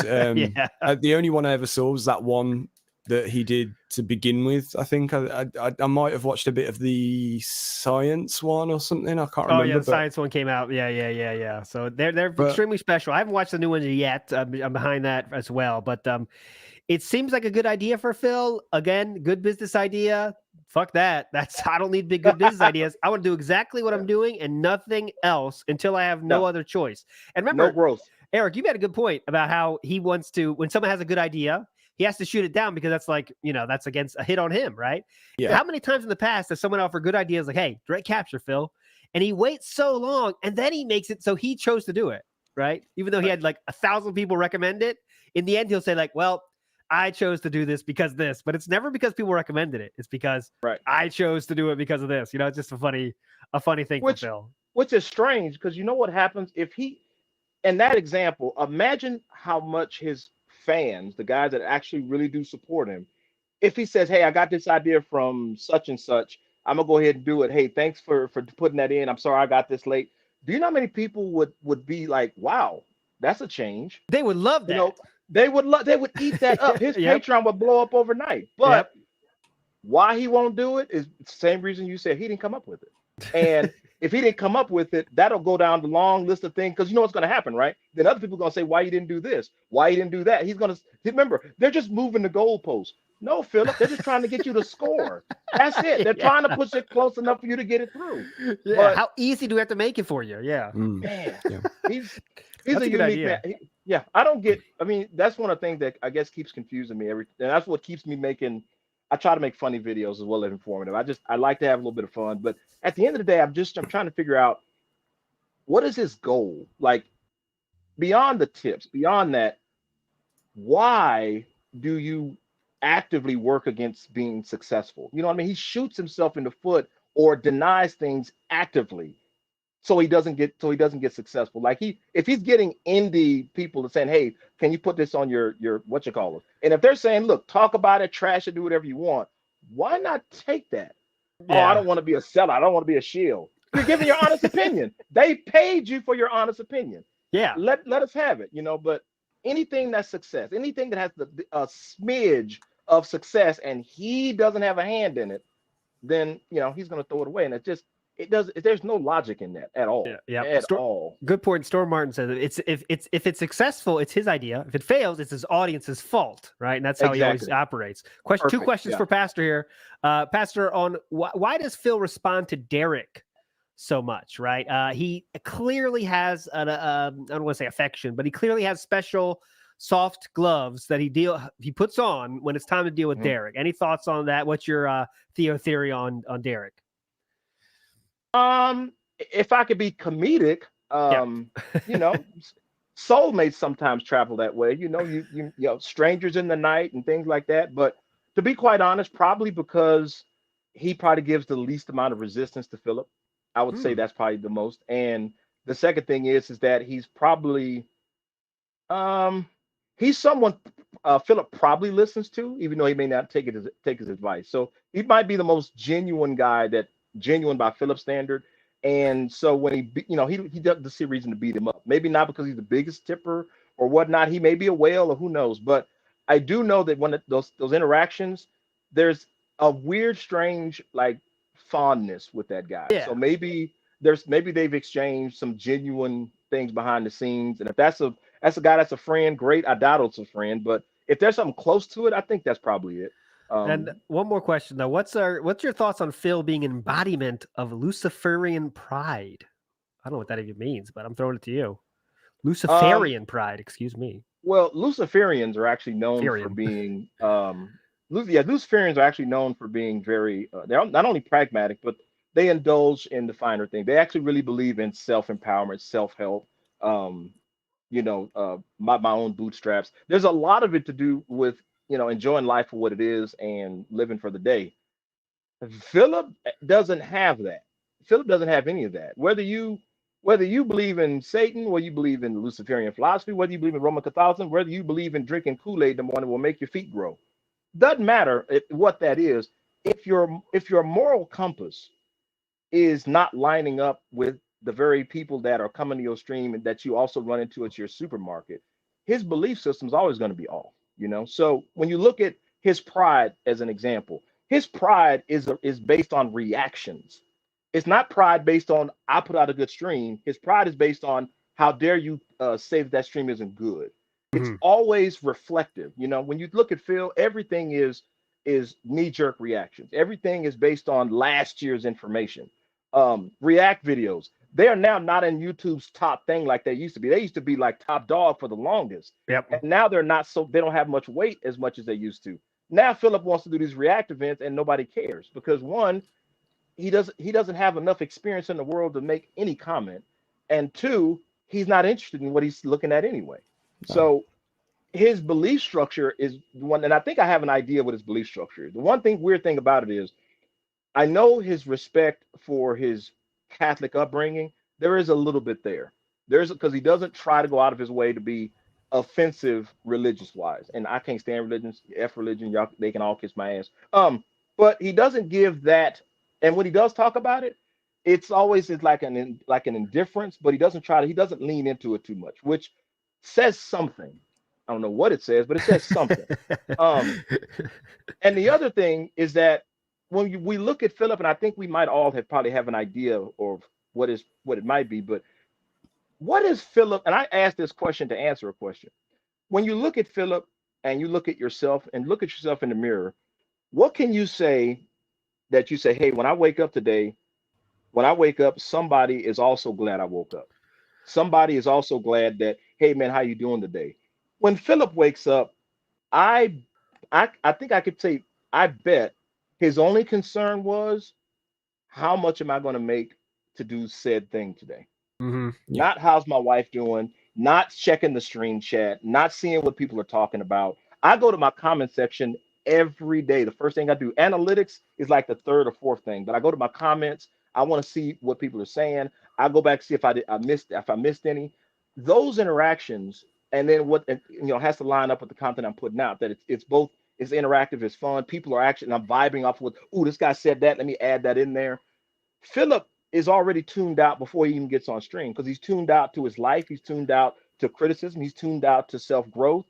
All of that doesn't matter to him anymore. So to say Phil has pride, I can't say it's in the traditional pride that I would think of. You would think pride is, I'm not going to take a handout. I'm going to work for what I got. Philip doesn't see handouts as a bad thing. He feels like he's owed that money. So I don't think he's ever done anything to really show a thing of pride in so long, if ever. I mean, the dude graduated from college. I mean, that's a big deal. He has a pseudo business degree.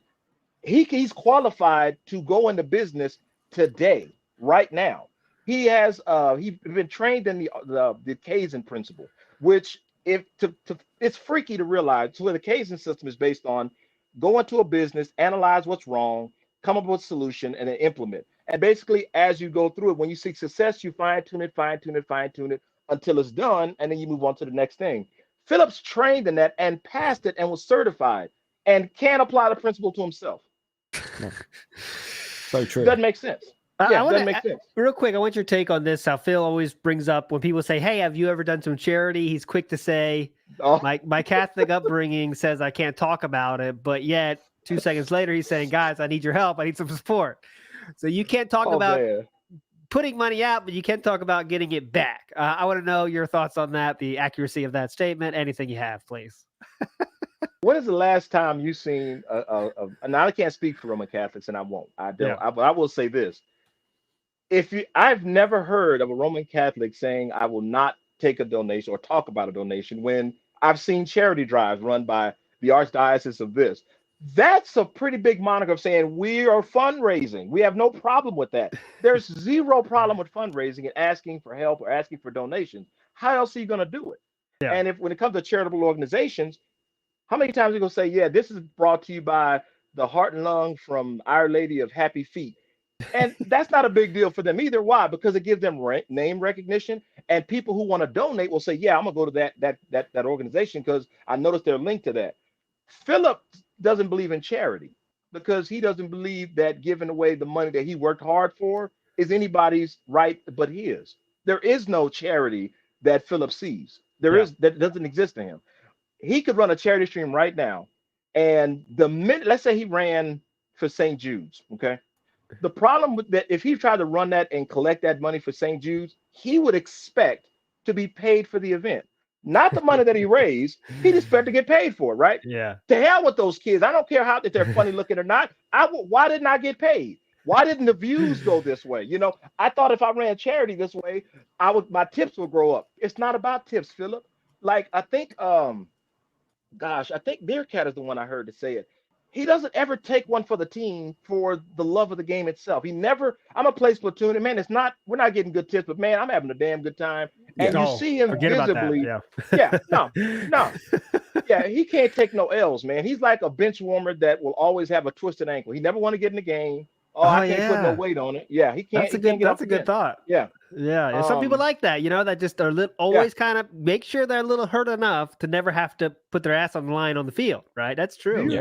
Do you remember that movie, The Replacements, with Gene Hackman and Keanu Reeves? It was like they were like football went on strike, and so these were guys. Yeah. So long story short, there was something he said in that really triggers to this day.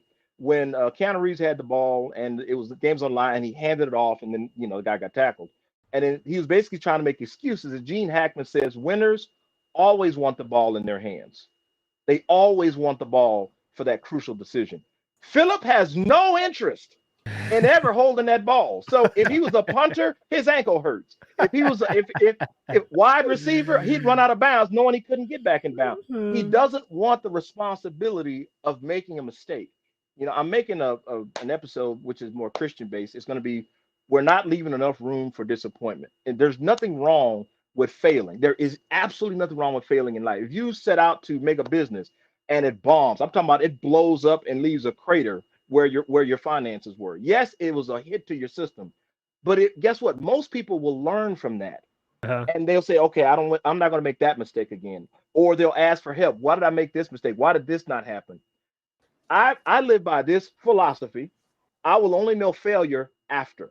I'll never know it before. So if my YouTube career fails, it'll only happen after the fact, when I see it declining. It won't happen before I pick up a camera, push play, and start putting product out. Philip is just stopping all of that right now by just not even trying to get involved. That's why he wants everything to stay this way.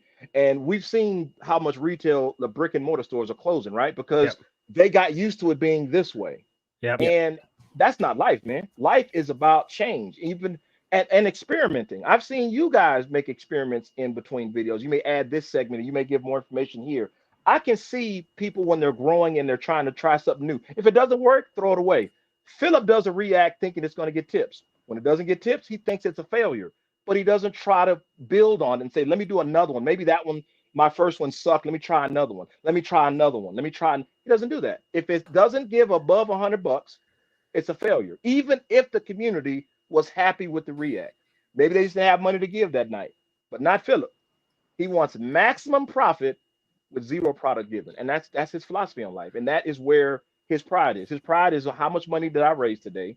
And it never hits his pride, since it's always he didn't do anything wrong. So he has a real odd man, delusional pride, if I can say that. It's not based on anything of reality, nothing at all.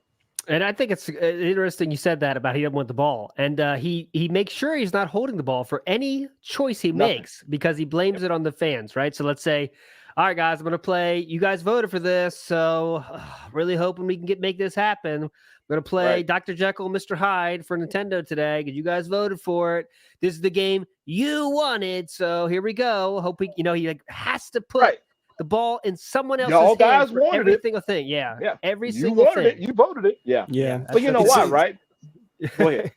I was just going to say quickly, it's like this. It's like Wilson Tortosa said in the chat just there about the pizza party. That was a rare occasion again where he's doing that thing that we always say, where he doesn't make up his own mind and try something new. That was one rare occasion. Okay, it's not an amazing idea, but it's an idea at the end of the day. I don't think anyone put that idea in his head. I might be wrong on that. He just came up with it and did it. But the problem is, again, he like Wilson said, he's expecting something from it. It's not, we're going to try this thing and it's going to make for good content for people to look back on one day. It's just, this is the next thing that I'm hoping to make money from, Right. What is it like? He's the streaks, right? Everything, he is trying his best to create that old energy of the vest streak. But the thing he has realized is people have matured since then.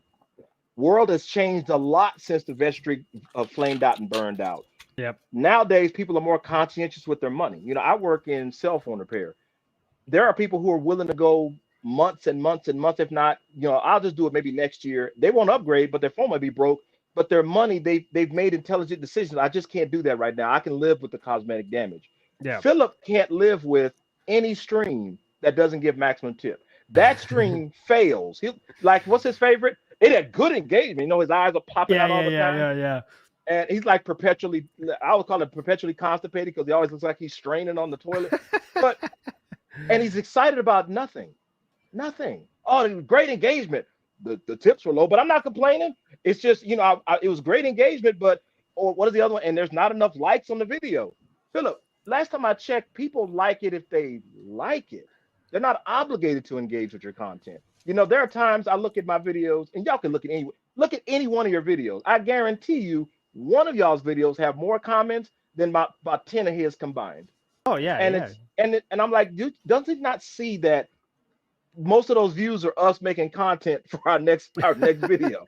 He should be paying us for making his content relevant. Because if every detractor said, you know what, Philip, you're done, man. I actually think most of his audience would actually leave too. Why? Because there's nothing they can see. Okay, that's truthful. Let's see if he'll stumble on that, or let's see if he'll admit it. There are some honest people on Philip's stream that may genuinely want to see him do better. Unfortunately, I had to get involved when I thought the same way, because unless you put feet to fire, nothing changes. The detractors, man, thank God for them. I really do, because they keep YouTube honest. The one thing I will say that Philip has not taken into account is, and it's unique to YouTube. I don't think any social media will do the same. If somebody's foul in the YouTube community, they are on that dude or girl. It's not like, oh, we're just gonna troll them because we hate them. It's like, hey, if you did something foul, you're gonna own up to it, or we're gonna hound you until you do. Yeah. I respect that. It's not like, oh, they're trolling. No, they're being open front. They're not saying you can't make that content. But if you come out saying black folks is best eating chicken and watermelon, and yet you want to get tips, that ain't gonna go over well. Everybody's gonna say, dude, what the hell are you doing? And if he apologizes, great. Like PewDiePie is a good example. He says something dumb, the community get involved. He gets out, he moves on about his business. Philip is jealous of him because he doesn't do that. When Philip makes an incident, we should not say anything. What does he say? Well, PewDiePie does it. Yeah, but PewDiePie also puts out entertaining content. Yeah. The majority of his content is actually watchable. You do it because you're stupid, and your content can't hide behind what you're doing. Yep. A good artist can be a jerk behind the scenes, but as long as people see his paintings, they think he's great. Yeah, that's like if you're good enough at what you do, you could do some pretty messed up stuff, and people still give you another shot, right? Like Michael Vick, for example, right? He absolutely think about what he did. Yeah. That's very bad, but he's good at football. Bad. So we said, all right, let's give him another shot, But know what he also did? He owned it. Yeah, true. He said I made a big mistake. Had to own it. Yeah. Now, some people won't forgive that, but he didn't stick his head in the dirt and blame anybody else. Philip, caught red-handed with the cookie jar with super glue on, and will still say, "Well, it was my mom's fault for putting the cookie jar there. I didn't know why she put super glue in there." What? Yeah. What are you talking about? And because again, when the winner wants to football, it goes back to what I was saying. When you want the ball at the end of the game, if you throw an interception, you had to be willing to live with that. That's one thing that people always ask me. What is it like to be? How do you get into management? Like, how do some people get in more than others? And how do you get trusted with the keys to a store and things like that?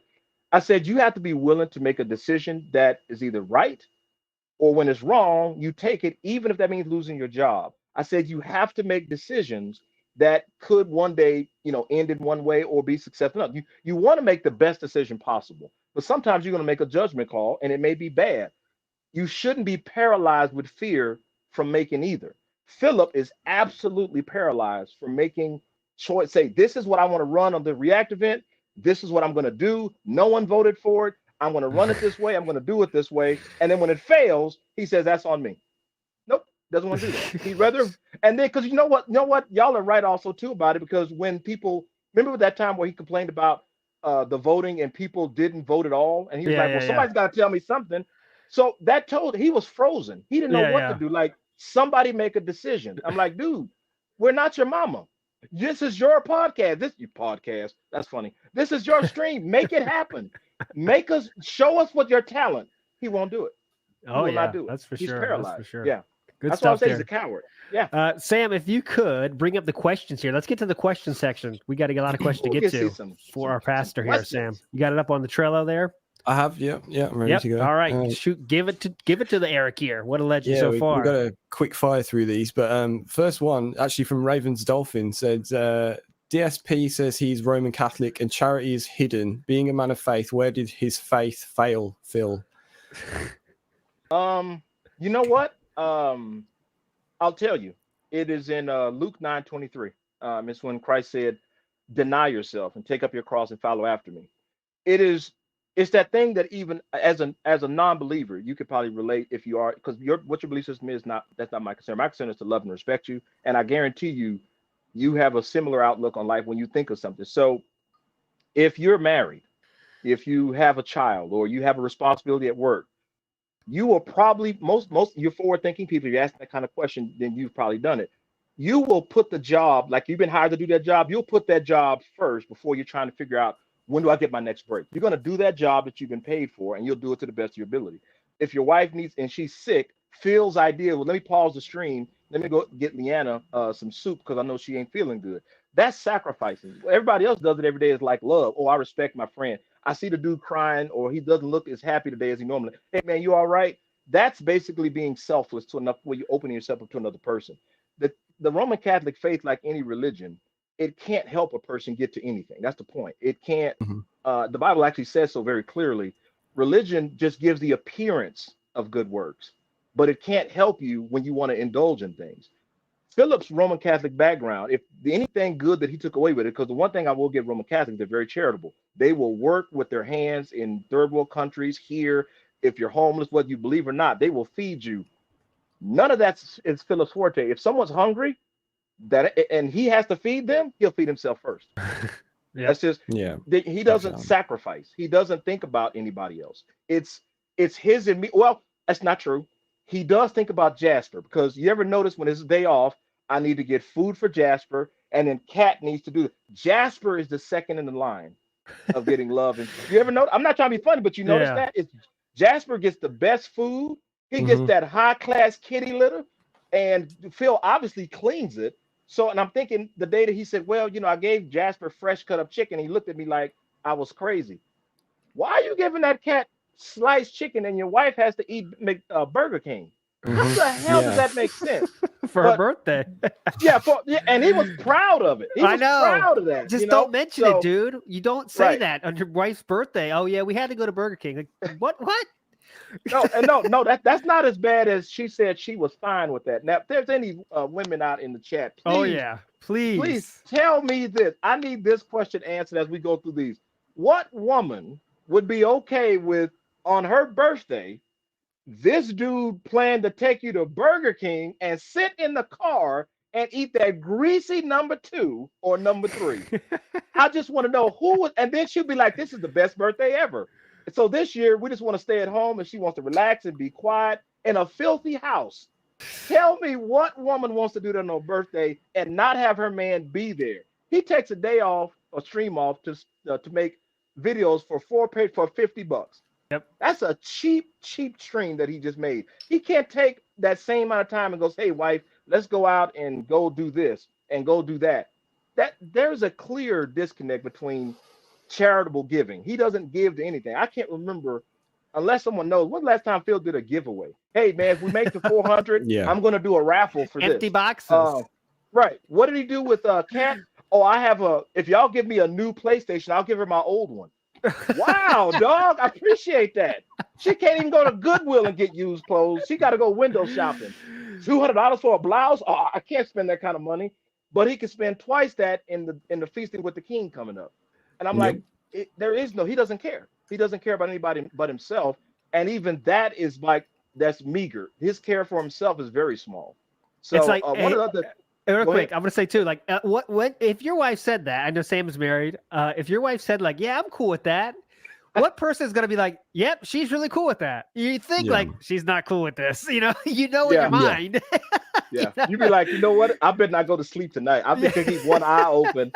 When before I messed up in my marriage, my wife was expected those little fun things, and I'm glad to say that. I'm not saying that is a bad thing. That's a great thing. Women want to show that you love them. They want you to participate and be present in their life.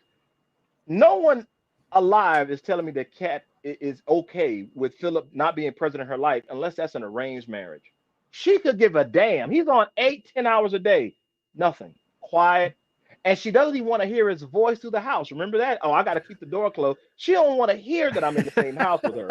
I'm like, Kat, you go, girl. I don't even want to hear your little oinks in there. Close that door. I don't want to hear you, right? So I think he's actually ostracized to that room, right? So that's where he can go and wallow out. But when it comes out to the main house, he's got to be quiet, right? He's living with his mom. He got to be quiet, but he can't ask her for nothing. Because I remember when they first got married, he was all happy. We eating good, healthy meals. Now it's DoorDash every week. Yep. Something wrong. Why is she revolting cooking? Because the money got low. Look, you agree that I had a T-shirt. I think I'm gonna buy it for myself and wear it because it's like, if DSP don't pay, Cat don't stay.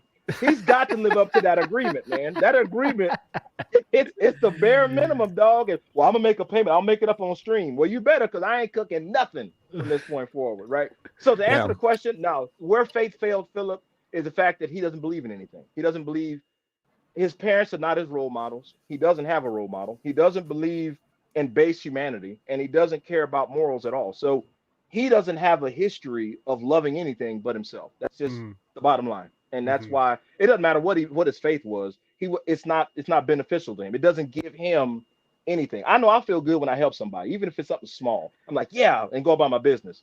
To him, he wasted his time. That's good. I can't believe I changed the tire. I can't believe I changed that tire for my wife. All right, go ahead, Sam. Next question. Do you think Phil could ever change? As someone who believes in the redemptive power in Jesus Christ myself, I don't think it's impossible. I just think it would be extremely unlikely. That's from Caesar. Yeah. So could he change like you did, I guess, is the question. Man, that's a powerful question. I ask myself that same question, strange enough.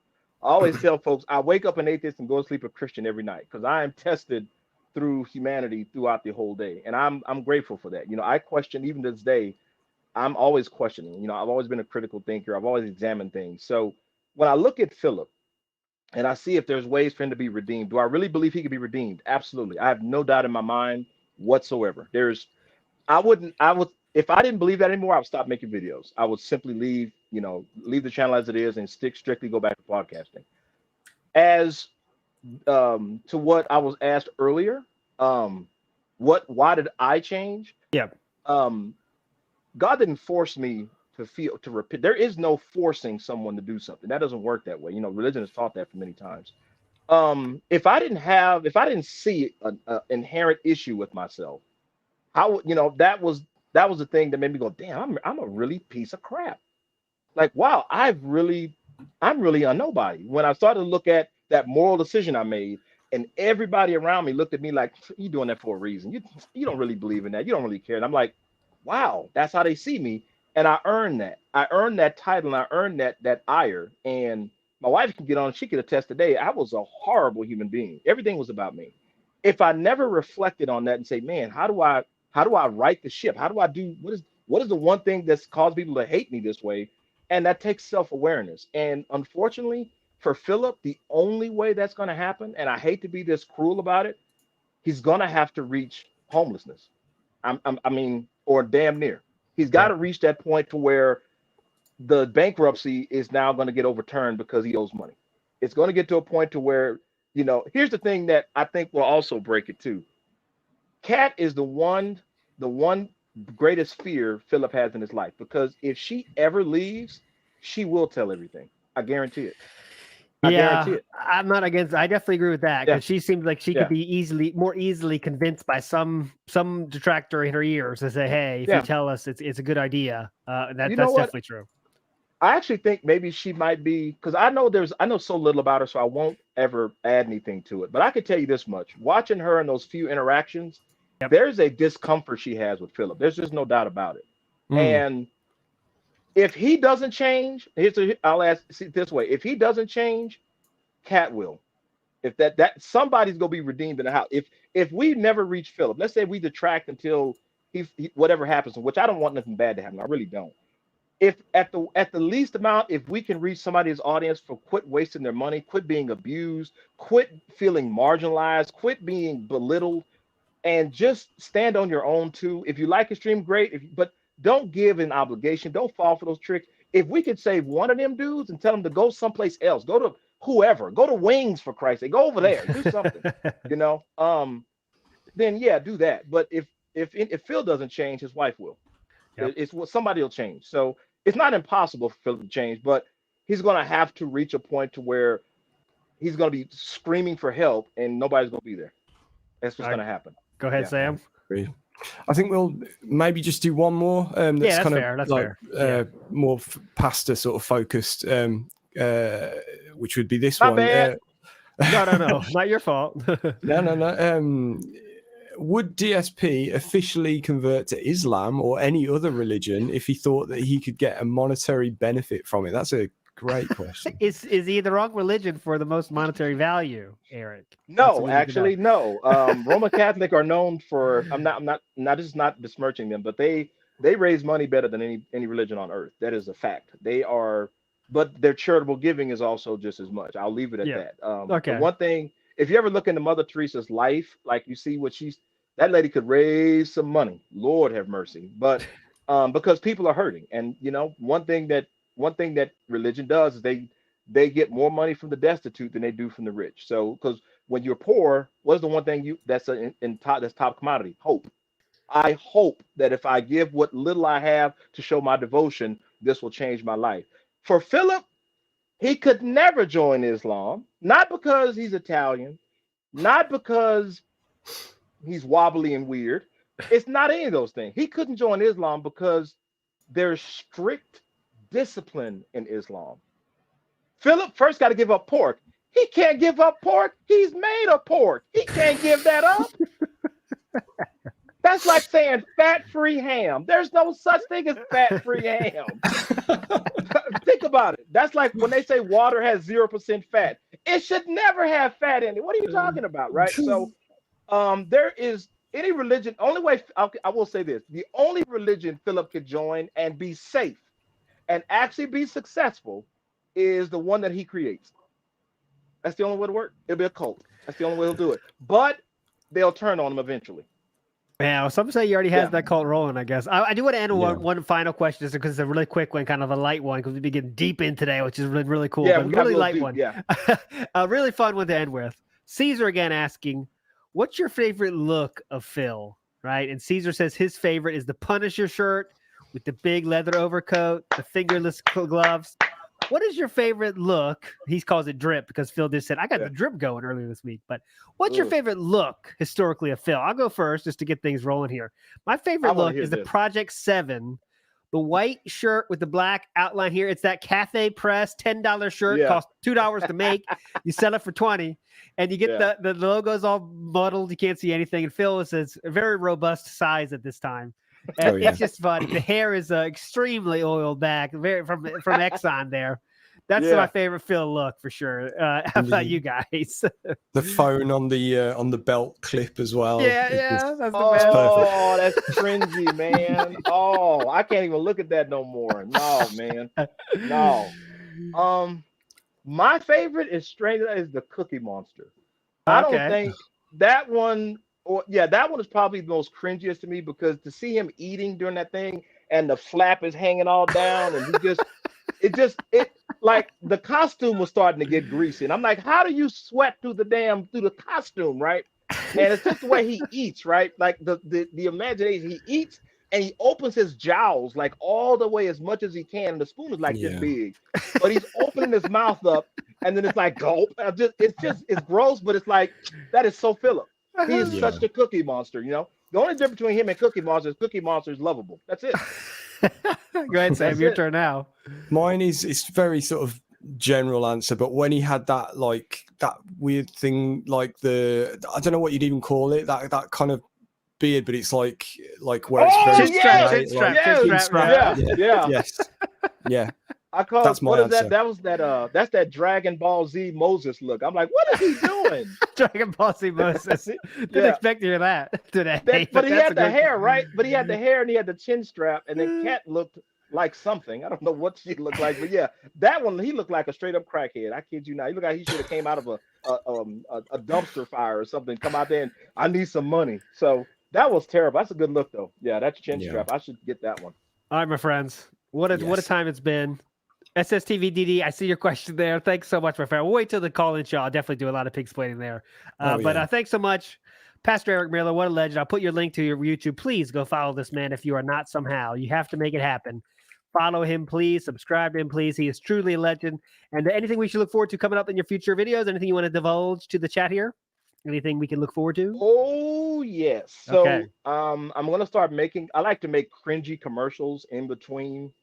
Just to give anybody what the philosophy of the videos look like. It's a television show, so when you see the break, it's always going to something strange. So I'm going to start adding my own commercials in that I'm making. It's low budget, but I'm making my own commercials. And the next video, which should be out either today or tomorrow, everybody should tune into it. You're going to get a good laugh out. There's some romance, there's some Burger King, and there's it's basically and there's going to be a rap that I found from Philip. An actual rap that Philip made. That sounds hype. It's going to be only exclusive to the channel. Yep. Awesome. That sounds very hype. But you're a legend, Pastor Erick. Erick. That was really fun. A lot of awesome takes there. So much stuff. And Sam, you are tasked with sending us home today as usual. Go ahead. Yes. Thank you, everyone. We'll see you. I'm not sure what day the call-in show will be this week. I think Thursday. I think. He didn't say yet, though, but I think Thursday, yeah. Cool. Excellent. Right. Yeah, we'll see you then. I got to go. So see you then. Thank you, everyone. And thanks, Pastor, for being on with us. My pleasure. Appreciate you guys. God bless you, man. Y'all stay strong. See you later. Can't give her a pill. Why do you pretend to be Italian? I don't. I'm not full-blooded Italian. That'd be ridiculous for me to claim. I am a quarter Italian. I am 1/4 Polish, and then I'm half kind of European mix. I understand that people right now are so hyped for the gifted memberships, and I'm very grateful for that. I mean, thank you. But I hope that doesn't mean that people are going to forego tipping, because that would put me in a bad situation. And in particular, I don't know why you guys, why are you laughing? Grocery shopping, tips. Meal with my wife, tips. Coming up, my day off on Tuesday, tips. Nintendo Online, tips.